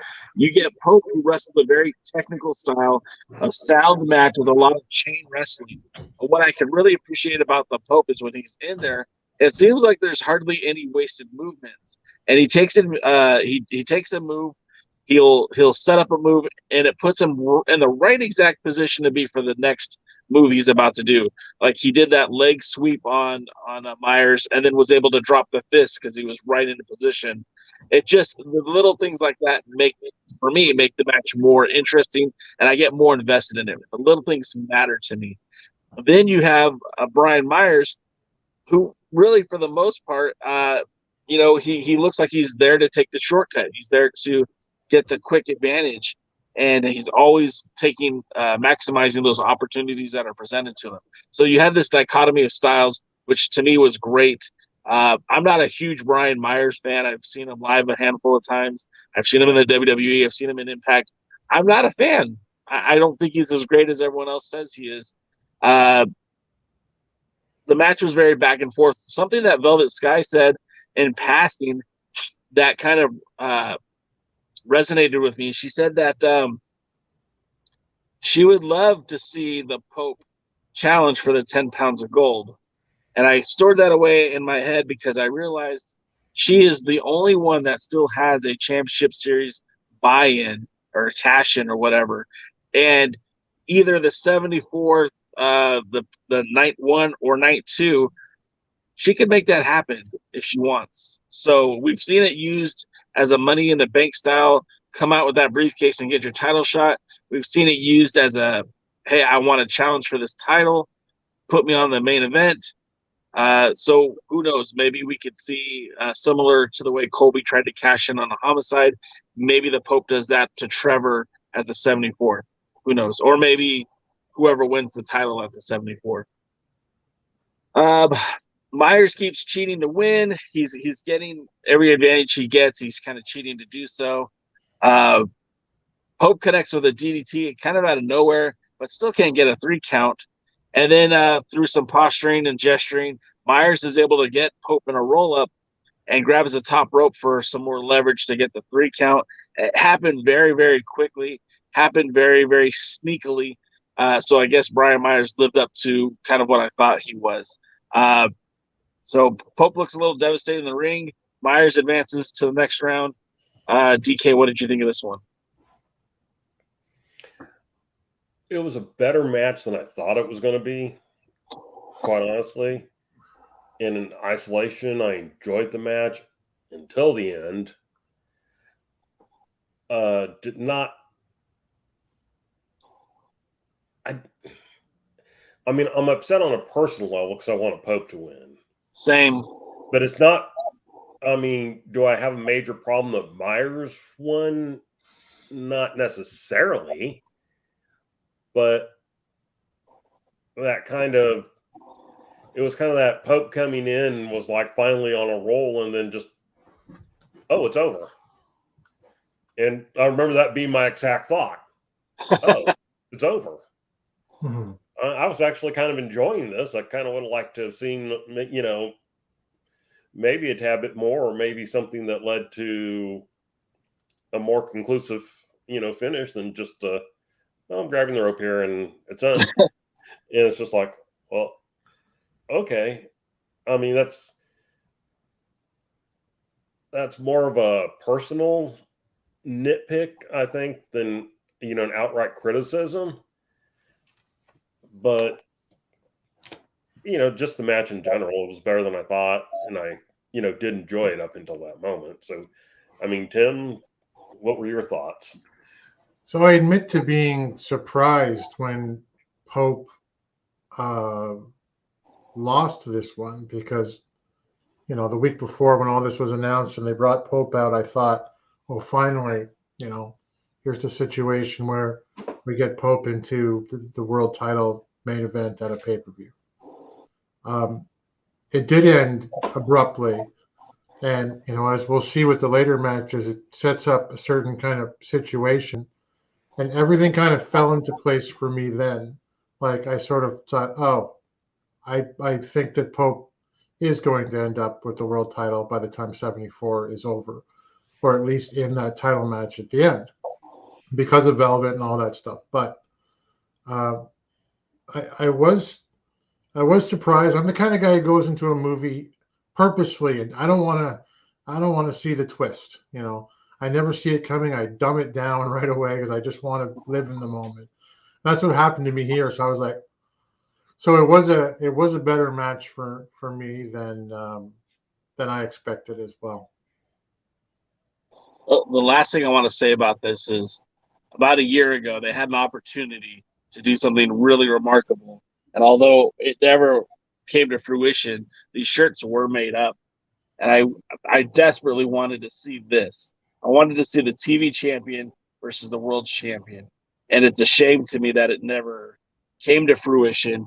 But that to me was the match that should have happened last year at the anniversary show. And the fact that we didn't get it is a shame to everybody. Let's move on.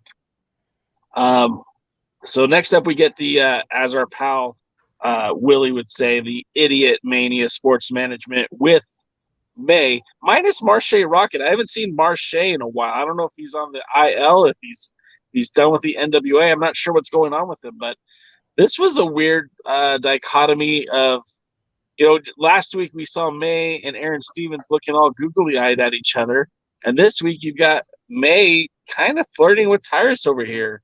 She's putting over all of his endeavors. She calls him handsome and smart, and talks about how strong he is, and it's just, wait, May, what's going on here? Anyways, I don't know where this is going. Maybe Stevens and May have an open relationship. I don't know. G's changes the tempo of the interview by bringing up Odinson, saying that, hey, you know what? You got to take this guy serious. He won this match, which I did appreciate.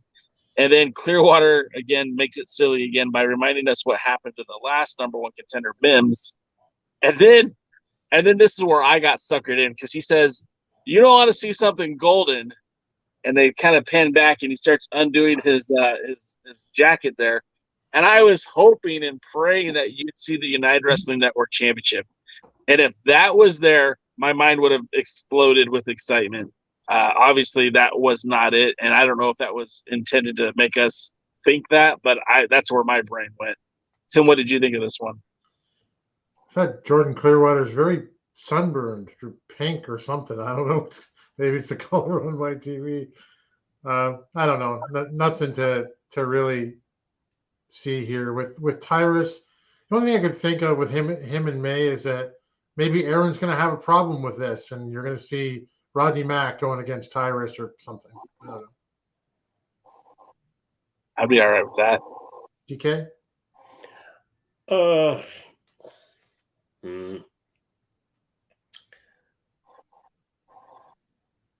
It was there. I mean, I don't know that did me to sell me on anything or whatever. Closest was when Black G says, we got to take Odinson seriously or whatever. But outside of that, nothing really there. I was kind of like Jay when he started doing his robe. I go, is he going to have the title? I was surprised to see him there at all. Yeah. And this was almost one of those things that I was asking myself,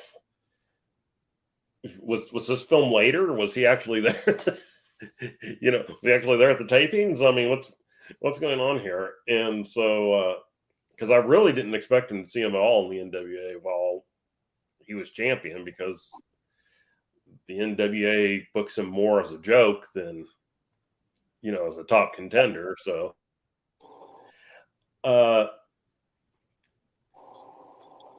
yeah, I mean, I don't know that it really did anything for me. I mean, it didn't really make me more interested in the match with Odinson. And we see where some of Jay's biases are coming out here, because Jay hasn't even talked about the Kerry Morton, interview. And, we're having to talk about Tyrus. And we get good Willie jokes for that. So did I miss the Kerry Morton interview? I wouldn't say we were missing it, about Jay. it. I guess I didn't write it down. Okay, well, we can go over that real quick. But I want to ask you both this, because obviously DKM kind of had the same mindset that I did, that, wait, is he going to have the belt? Now, how would you have reacted if he pulls off that robe and it's not the United Wrestling Network World Championship, but let's say it's something like the NWA Western States Championship, Western States Heritage Championship, one of those obscure titles that was not really all that much utilized by the NWA, but a title that had some significance. And he's wearing that belt. Just all of a sudden, he proclaims himself the Western States Heritage Champion. Tim, what would you think of that? Obviously, you're our title championship connoisseur. What would you think of that?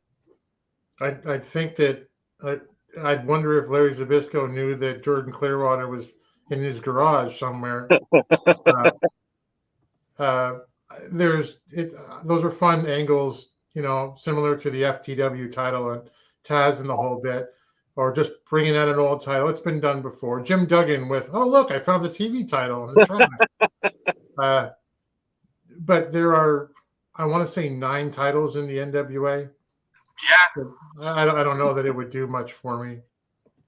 But just before you throw it to DK, I just looked up Marche Rocket, and he's social media. He's pitching NWA stuff all over the place.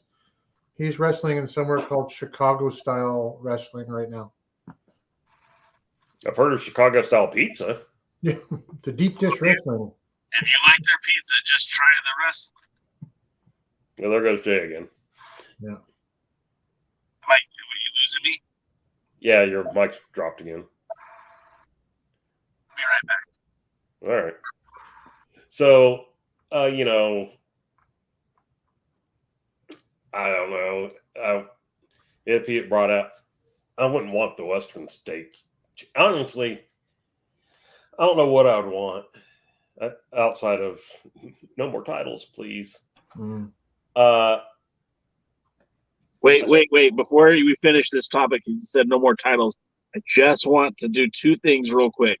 One, Matt Riviera, who some of you longtime NWA fans will remember as a former NWA World Tag Team Champion, a perennial challenger to the World's Heavyweight title. He held the Western States Heritage Championship that was promoted by Vendetta Pro Wrestling, but they used the same design as the Larry Zbyszko title. And that championship had 4 champions total. Matt Riviera, Jeff Jarrett, Matt Riviera again, and then Ricky Ruffin and Rick Luxury. The last 2 you guys would never hear of and probably would never know. But I think it'd be a nice way to tie the past to the present. Done with that. No more titles. So are you telling me you're out on a 3-man tag title? Like if they did reintroduced it like they were talking about the championship series with Tyrus and Marche and Jordan Clearwater, you'd be out on that, DK? Yeah, we don't need 6-man championships. All right. You'll notice that people have been thinking AEW would bring in trios champions, and it's been speculated about forever, and they never have. Although there's rumors that Tony Khan has all sorts of belts in his closet that he's had made and just hasn't given out yet. And you'll also notice that when they brought in Ring of Honor, that the one titles that they've kind of like not talked about or anything since has been the 6-man titles.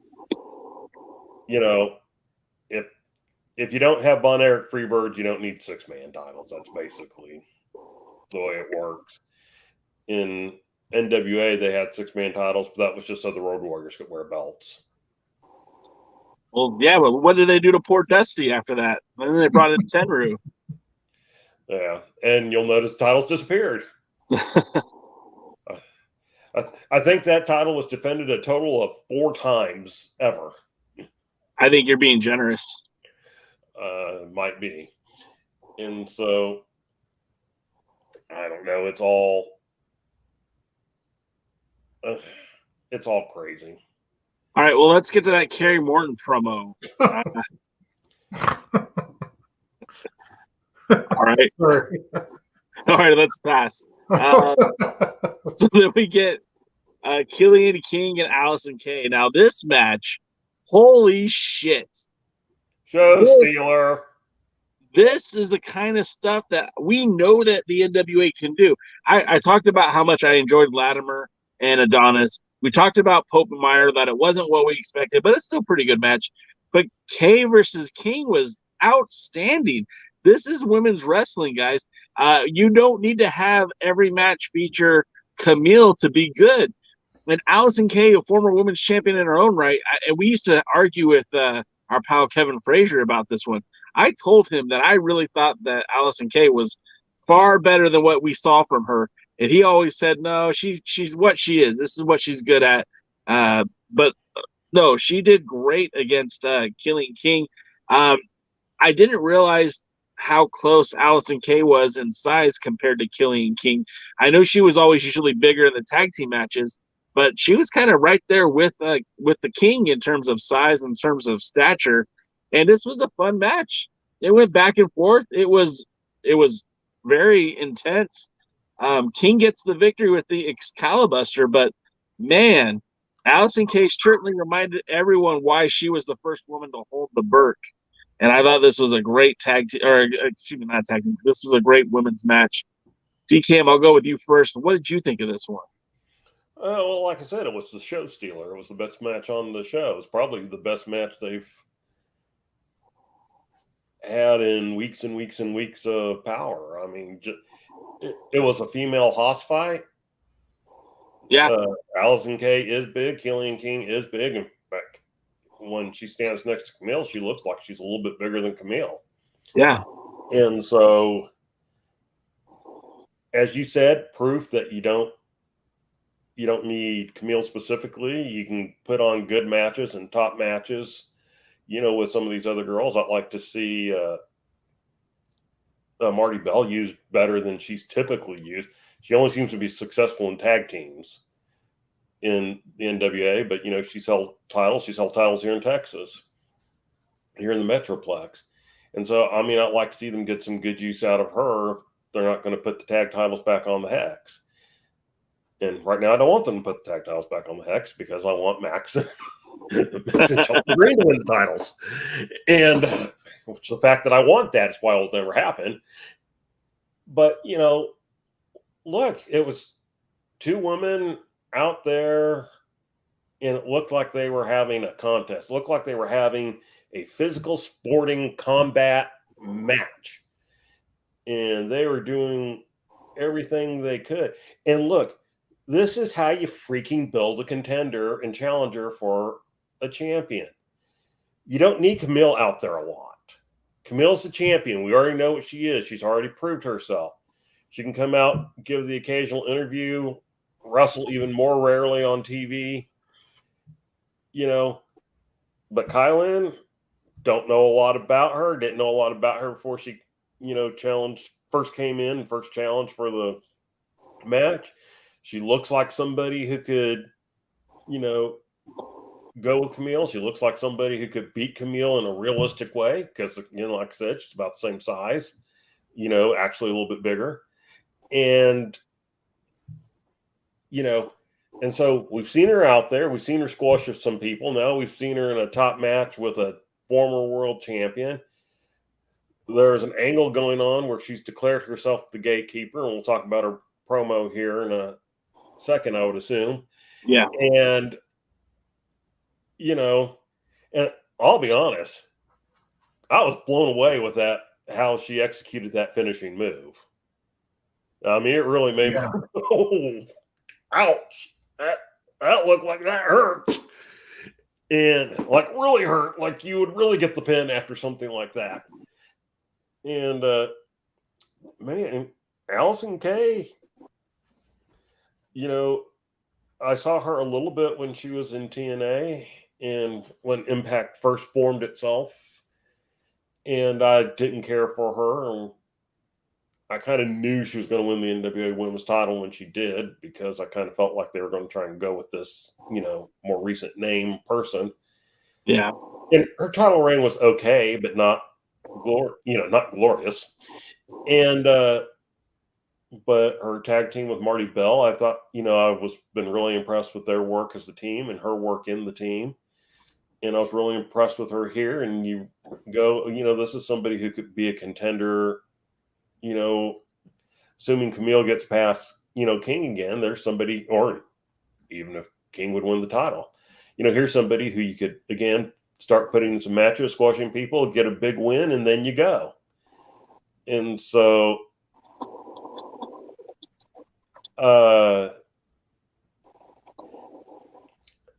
don't know. Lots of praise for both wrestlers. Lots of praise for the action. Got nothing bad to say here. Tim? I think you're right on the money. 2 points, especially the Excalibuster was amazing. In the way that I wince when Homicide does that, he calls it the cop killer, which is really unfortunate. that vertebraker or whatever it is. That Yeah. Oh, that looks dangerous. I did that for the Excalibuster. Looked great, but also following it up with another one of these. Like I would have Kylan King go over Genocide right now, because if you look at the most successful women singles wise in the NWA right now, they're all 5'9", 5'10" or taller. I'm eyeballing it, but with Genocide and Kamille and AK's got to be 5'9", I would think, or taller. Who else am I missing? I feel like there's another. Oh, Max the Impaler, yeah. Who, if she's not that tall, she's got the frame for it. They've got the frame for it. Excuse me. So yeah, great match, and I hope that they continue it in advance of 74 with another fight like this. Genocide, as I say, would be the opponent that I'd put against her, as she gatekeeps against someone else coming after Kamille. And then of course we get the post-match promo where she identifies herself as the gatekeeper to Kamille, and then essentially all roads leading to the Burke must go through the King, which I don't know. That sounded kind of cool. Basically, I don't think she's going to let anyone get a shot at Kamille. I don't think she's going to allow anyone to be number one contender. You're going to have to beat Kylan King to get to Kamille. So the brick house is paved with the King. So what did you think of that promo, Tim? Did you feel like that did what it was supposed to? Yeah, I mean, she points at, or it is pointed out that, again, that she and Kamille both owe some of their training to Bully. Yeah. And that Bully gave her this advice: don't let anybody close to her. You're the gatekeeper. And I'm like, oh, that's where that comes from? That makes sense to me. Yeah. Thanks. They told us on the back end of it, but that's okay. At least as long as we know why it makes sense. And DK, your thoughts? Yeah, this is where we're talking about in the USA, where things kind of got out of sync. But so we see her there as the gatekeeper. We understand why she's the gatekeeper. It brings that Bully Ray, kind of back into this storyline. And, between that and, our good friend, Mr. Knox, we expect, Bully to return here at some point. And so it'll be, we understand what her motives are. We understand what she's doing. There's a reason behind this. And so, she not only is she going out and having blockbuster matches with somebody like Allison Kaye, but we see why she's having those blockbuster matches, why she's willing to take these things. I ain't letting anyone else get close. I'm going to be the next one to go after Kamille, and when I'm going to take the title from Kamille when I go after her, when I get her in the ring again. Okay. Simple storytelling. What do we need for wrestling? Good person, bad person, and a reason for them to be fighting. And it's more than just the title here. The title's the catalyst. But, there's some personal thing going on here. Mm-hmm. There's some background going on here. This is great. We need something similar with the rest of the champions. And because, sadly, this is the only title that's really having something like this. And so, Race for the Chase is nice, but it doesn't get that, Trevor, and until it's decided, we don't have that Trevor Murdoch thing. Instead, we get some, 5'3" guy challenging him. Yeah. Well, you might get Rush Freeman's big brother. Next up, we have Murdoch in the back with May, and he speaks on getting the ban off of Tim Storm. Actually, May says it was a nice thing for him to do, and he kind of corrects her and says it wasn't about being nice, it was about doing the right thing, which now we kind of, for the last few weeks, it's felt like we had a heel Trevor Murdoch, and now it kind of feels like maybe he's a tweener Trevor Murdoch because he still has a semblance of what's right and wrong. He just has zero regard for anybody else at this moment. So, I mean, it was kind of cool to hear him say that. I don't know why they need to do that, though. I'd rather him just be a heel. I'd rather him just be a legit badass. Give me Stan Hansen. Give me Bruiser Brody. Give me somebody who just doesn't care and just wants to win titles. That's what I want to see. Other than that, it was kind of I noticed that he sounded different. He talked different. His cadence were different. I feel like he might have been watching some Harley Race promos because his voice sounded a little bit more gravelly, and he wasn't as out as he normally is. He wasn't yelling. He was talking softly. Did you guys pick up on that, or is it just me? Nope. No, actually, I very much picked up on that, and I was thinking the same thing. And were you done, Jay? Yeah, that's it. That's all I had to say. But I was going to say, I mean, did he say 20 words total? No. This was the Trevor Murdoch I've been looking for since they brought Trevor Murdoch in as the primary challenger for Nicaldus. I think they really messed up his first reign. I didn't like the way they booked him, but I think this time around they're getting it. And I very much got okay. Someone went back and watched some Harley Race tapes.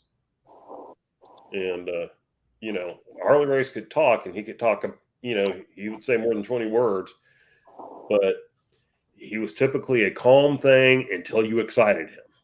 Yeah. And then he could do the yelling.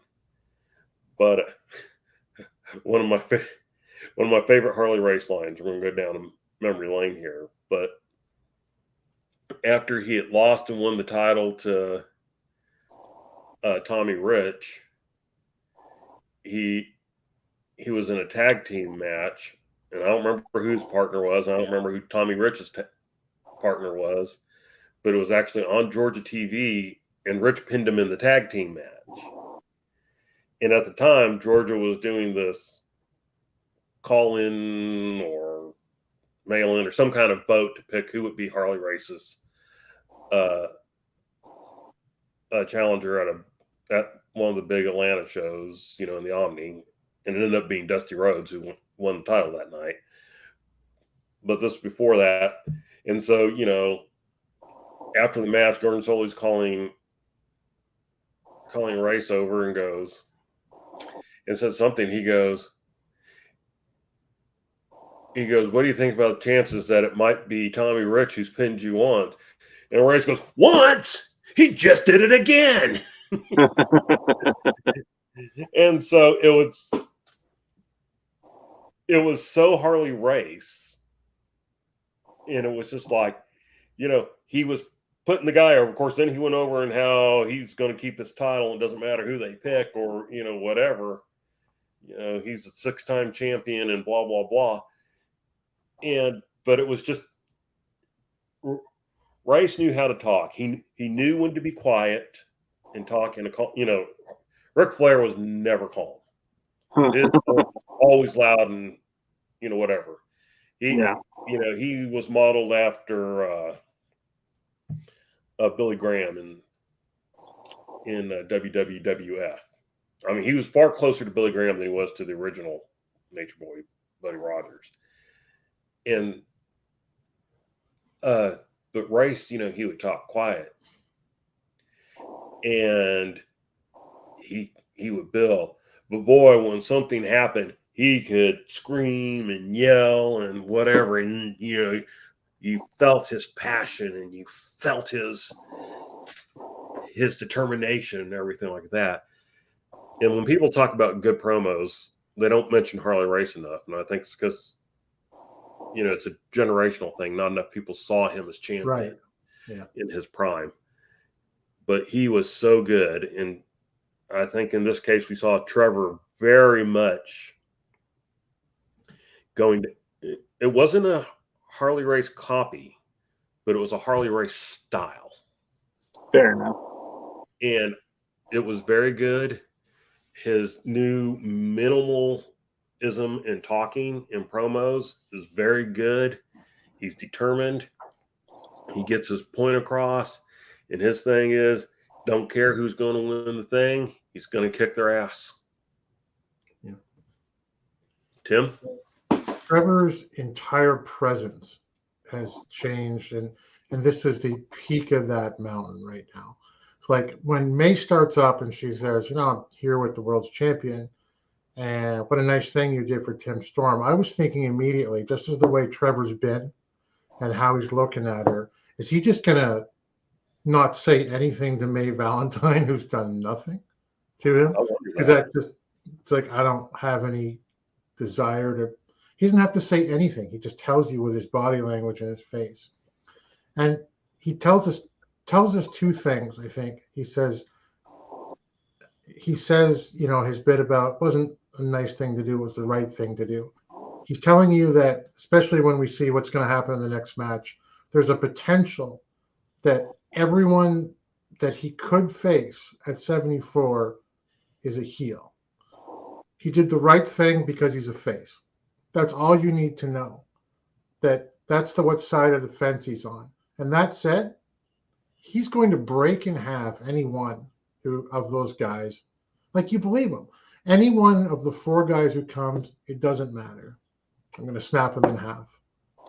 Because, and the whole presence, like you guys have been saying, 20 words or less, basically. Just, this is who I am, and this is what I'm going to do. Goodbye. And it's refreshing, not only for the NWA, but for Trevor Murdoch. I think this could be a good step in the right direction for both. So let's wrap this up with the final match of the night, the final round of the race for the chase, Storm versus Aldous. This they said it on commentary. This was basically the feud that kicked off the Lightning One era of the NWA. I was there live when Nick Aldis came out and issued a challenge to Tim Storm for that 10 pounds of gold. I was there live when they wrestled for the very first time.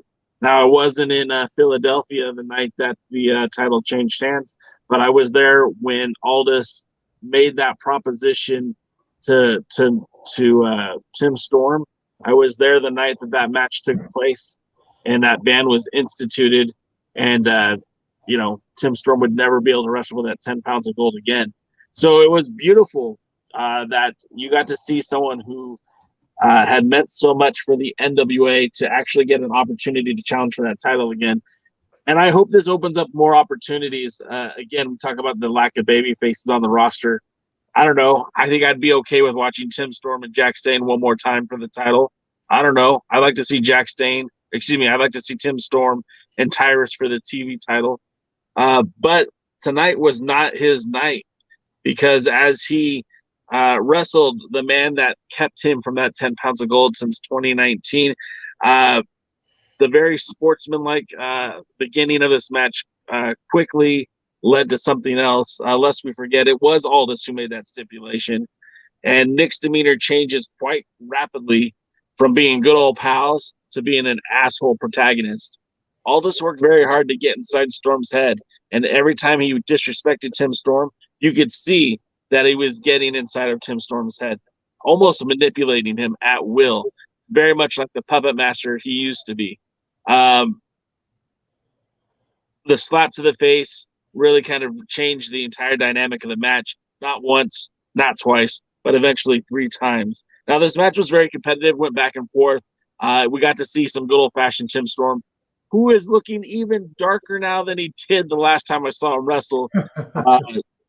You said something about Jordan Clearwater looking like a weird shade of red. Tim Storm looked like a weird shade of tan. I don't know how to explain it. But there was a point where Tim finally had enough. He was going to teeing off on Nick Aldis with what they call the ground and pound, but more just like the good old-fashioned slug in the face.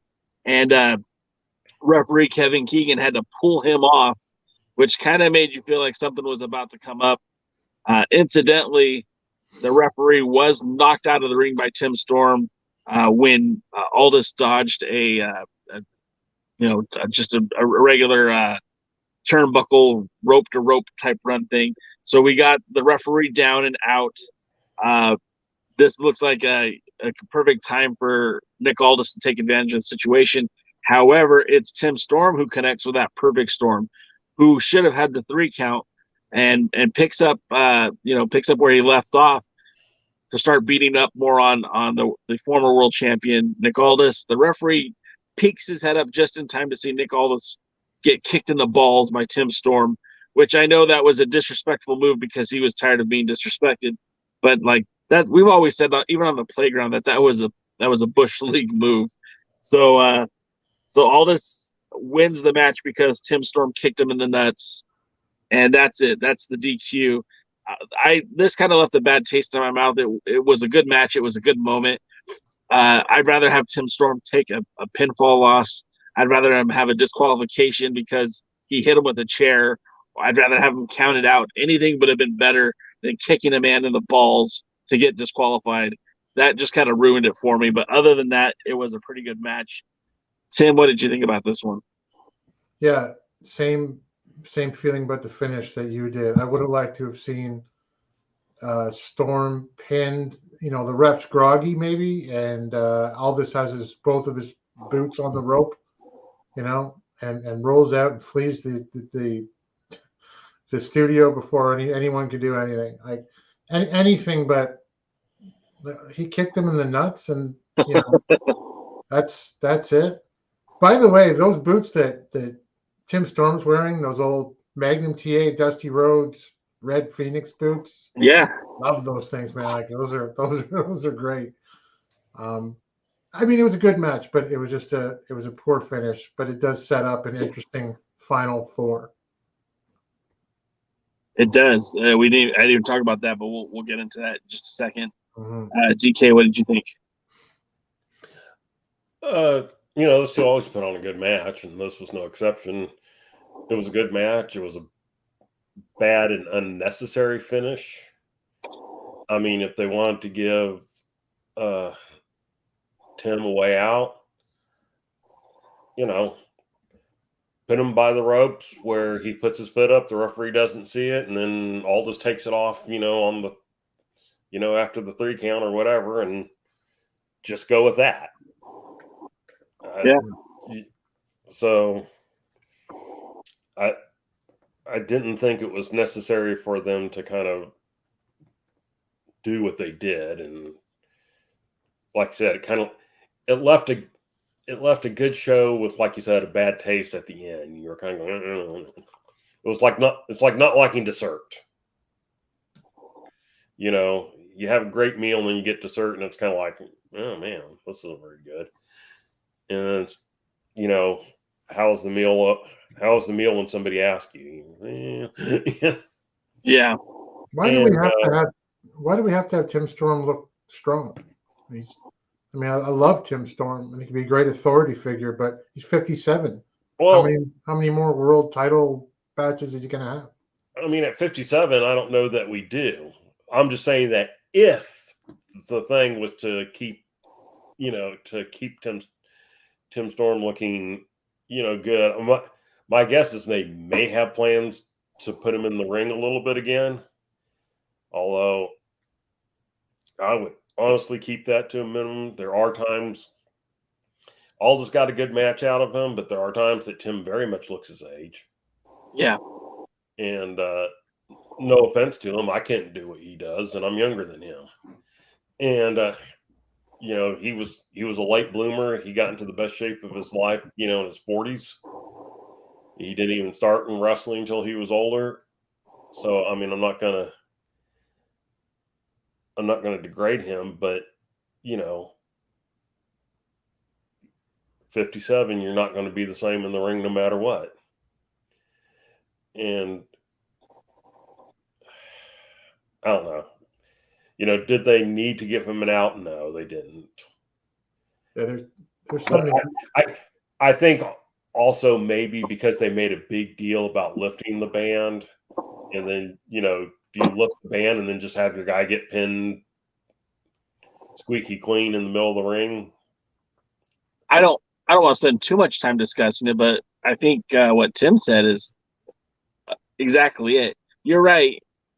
you lifted the ban for this specific reason, but at the same time, you're talking about mostly in his prime Nick Aldis, who's what, 36 years old, 35 years old, wrestling a man who's 57 years old, who's still in pretty great shape for a 57-year-old, but just the dynamics of a 35-year-old man versus a 57-year-old man, if all things are equal, usually age does determine a factor in that.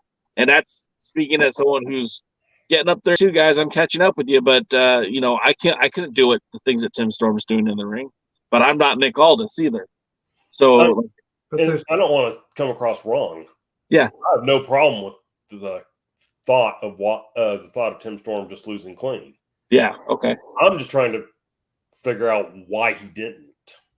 Yeah, okay. And I can only come up with two reasons. Either they have future plans for him, which I'm not necessarily, thrilled about, or, like I said, they just didn't want it to look like, oh, here, we left the band, he's going to challenge for the world title. Oh, no, that didn't work, did it? And there's just one final thought for me. There's something to be said about protecting a legacy. Yeah. And at 57 or whenever he's going to call it a day, I think we look at guys now as much that we used to love, right? And still love on some level. Ricky Morton's that guy. We just don't want to see in the ring anymore. It's please, let's maybe think about winding it down right now. Or changing that role, putting him in that broadcast team. He's great there. Authority figure, great there. But again, unless there's some future plans, like DK says, I don't know that we're all dying to see right now. It should have ended differently. Yeah. Okay, so with that being said, this sets up a very interesting dynamic where you have two sides of the same coin, mostly, because the Cardona family, we all assume Brian Myers is a part of that, although we haven't seen it specifically on television. Just the fact of the matter that he is Matt Cardona's, life partner through tag team wrestling. I feel like he's a part of this. So him and Knox Green is his life partner. No, that's his wife. There's a difference. Knox is in the ring with them. You got, the cards are kind of stacked against Aldis, but who's also in the ring with him? Well, his, life partner and Tom Latimer. They've been friends forever. They've been tag teams. They've been enemies. One of those guys is going to get an opportunity to wrestle against Trevor Murdoch. They just have to figure out which one it's going to be. But it certainly sets up an interesting dichotomy because I could see Latimer siding with Aldis in that matchup way more than I could see Latimer siding with the Cardona family. So there's that interesting combination for the race for the chase. And I think that's going to be quite interesting. Tim, do you have anything you want to add to that? I mean, you've got potential for strictly business and the Cardonas to do something here. It sets up some really interesting booking around 74 and how that might turn out on night one and maybe how it might turn out by the end of night two. DK, you have anything you would like to add? I got a quick question. Yeah. Does anybody here not want Vladimir to come out on top? I mean, are any of you thinking it should be one of the Cardona family? And if anybody says Nick Aldis, I will personally hunt you down and bury you up to your neck in the dirt and pour honey over you by an anthill. Wow, that's egregious. Personally, yeah, I if you're asking J Cal, I'm saying it's got to be Latimer. Now's the time. If you're going to run with that matchup, if those are my options, those are my four choices, and I can't make the Pope happen, then yeah, I want Latimer because it's the freshest matchup for Trevor Murdoch.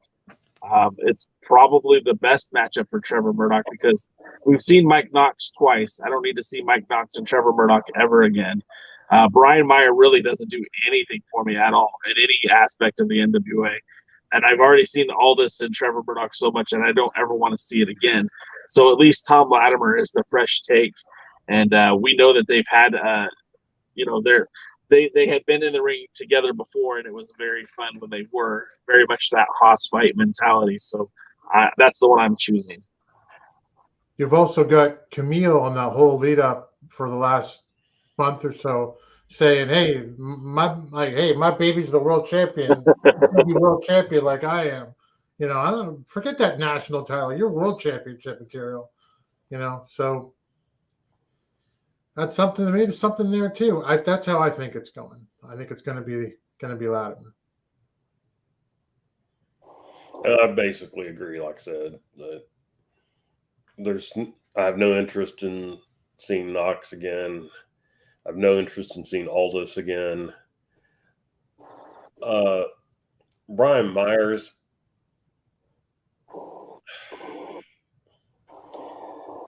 This is going to sound more disrespectful than I mean it, but there's a reason why some people in WWE never went that far. You know, a lot of times I think people go, WWE held them down. Maybe some of them. You know, Cesaro maybe, you know. Brian Myers, or Curtis Haskins, or whatever, you know. Yeah. No, I think they used them about as well as you can, kind of like with Ron Killings right now. Yeah. You know, Ron Killings was a great guy to be NWA champion. He's 50 years old right now.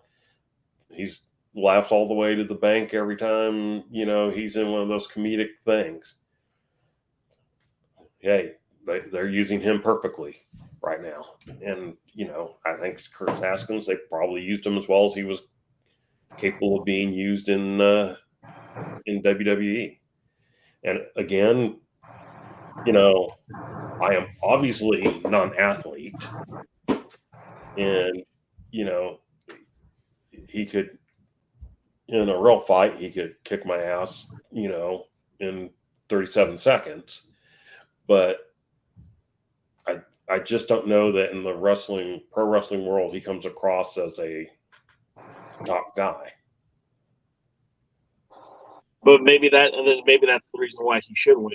You know what I mean? Maybe that's why you put him into that match, because when Trevor Murdoch beats him, you're not taking any heat off of Aldous or Latimer, and you're certainly not getting Knox for a third time. So maybe that is the right choice. But I think we should wrap it up here and there because it is getting kind of late in the night. So, Mr. DKM, how can folks follow you on the social medias? At DKMFWTX. You can probably find me on all social medias that I'm on under that. But I'm boring, really. So if I have opinions on wrestling, it'll typically be on Twitter. And Mr. Tim, Mr. NWA Gold, Mr. Man who's giving away his replica title belts, how can folks follow you on the social medias? I'm on Twitter at NWA Gold _ for some strange reason. And I'm updating NWAGold.com every week right now with a lot of belt bios that I haven't put up yet. I'm everywhere else too, but those are enough. And of course, we'll be back next week for the pre-party on Tuesday, the other Alliance guys on Wednesday, and then this Alliance guys obviously on Thursday. So stay tuned to your regularly scheduled programming. And again, congratulations to you. That's yours, buddy. Congratulations. And until then, we'll see you at the matches. Y'all have a good night. I was ready for it. Look at that. Have a good night now. It's showtime. It's the pre-party with Jake. Thanks for joining the stream. This has been a presentation of Alliance-Wrestling.com. We genuinely appreciate your support. Would you consider subscribing so you'll never miss a future episode? I'd also like to remind you we do a live stream every Tuesday at 5 p.m. before NWA Power. You can find us on social media at The Alliance Blog. And until next time, we are The Alliance.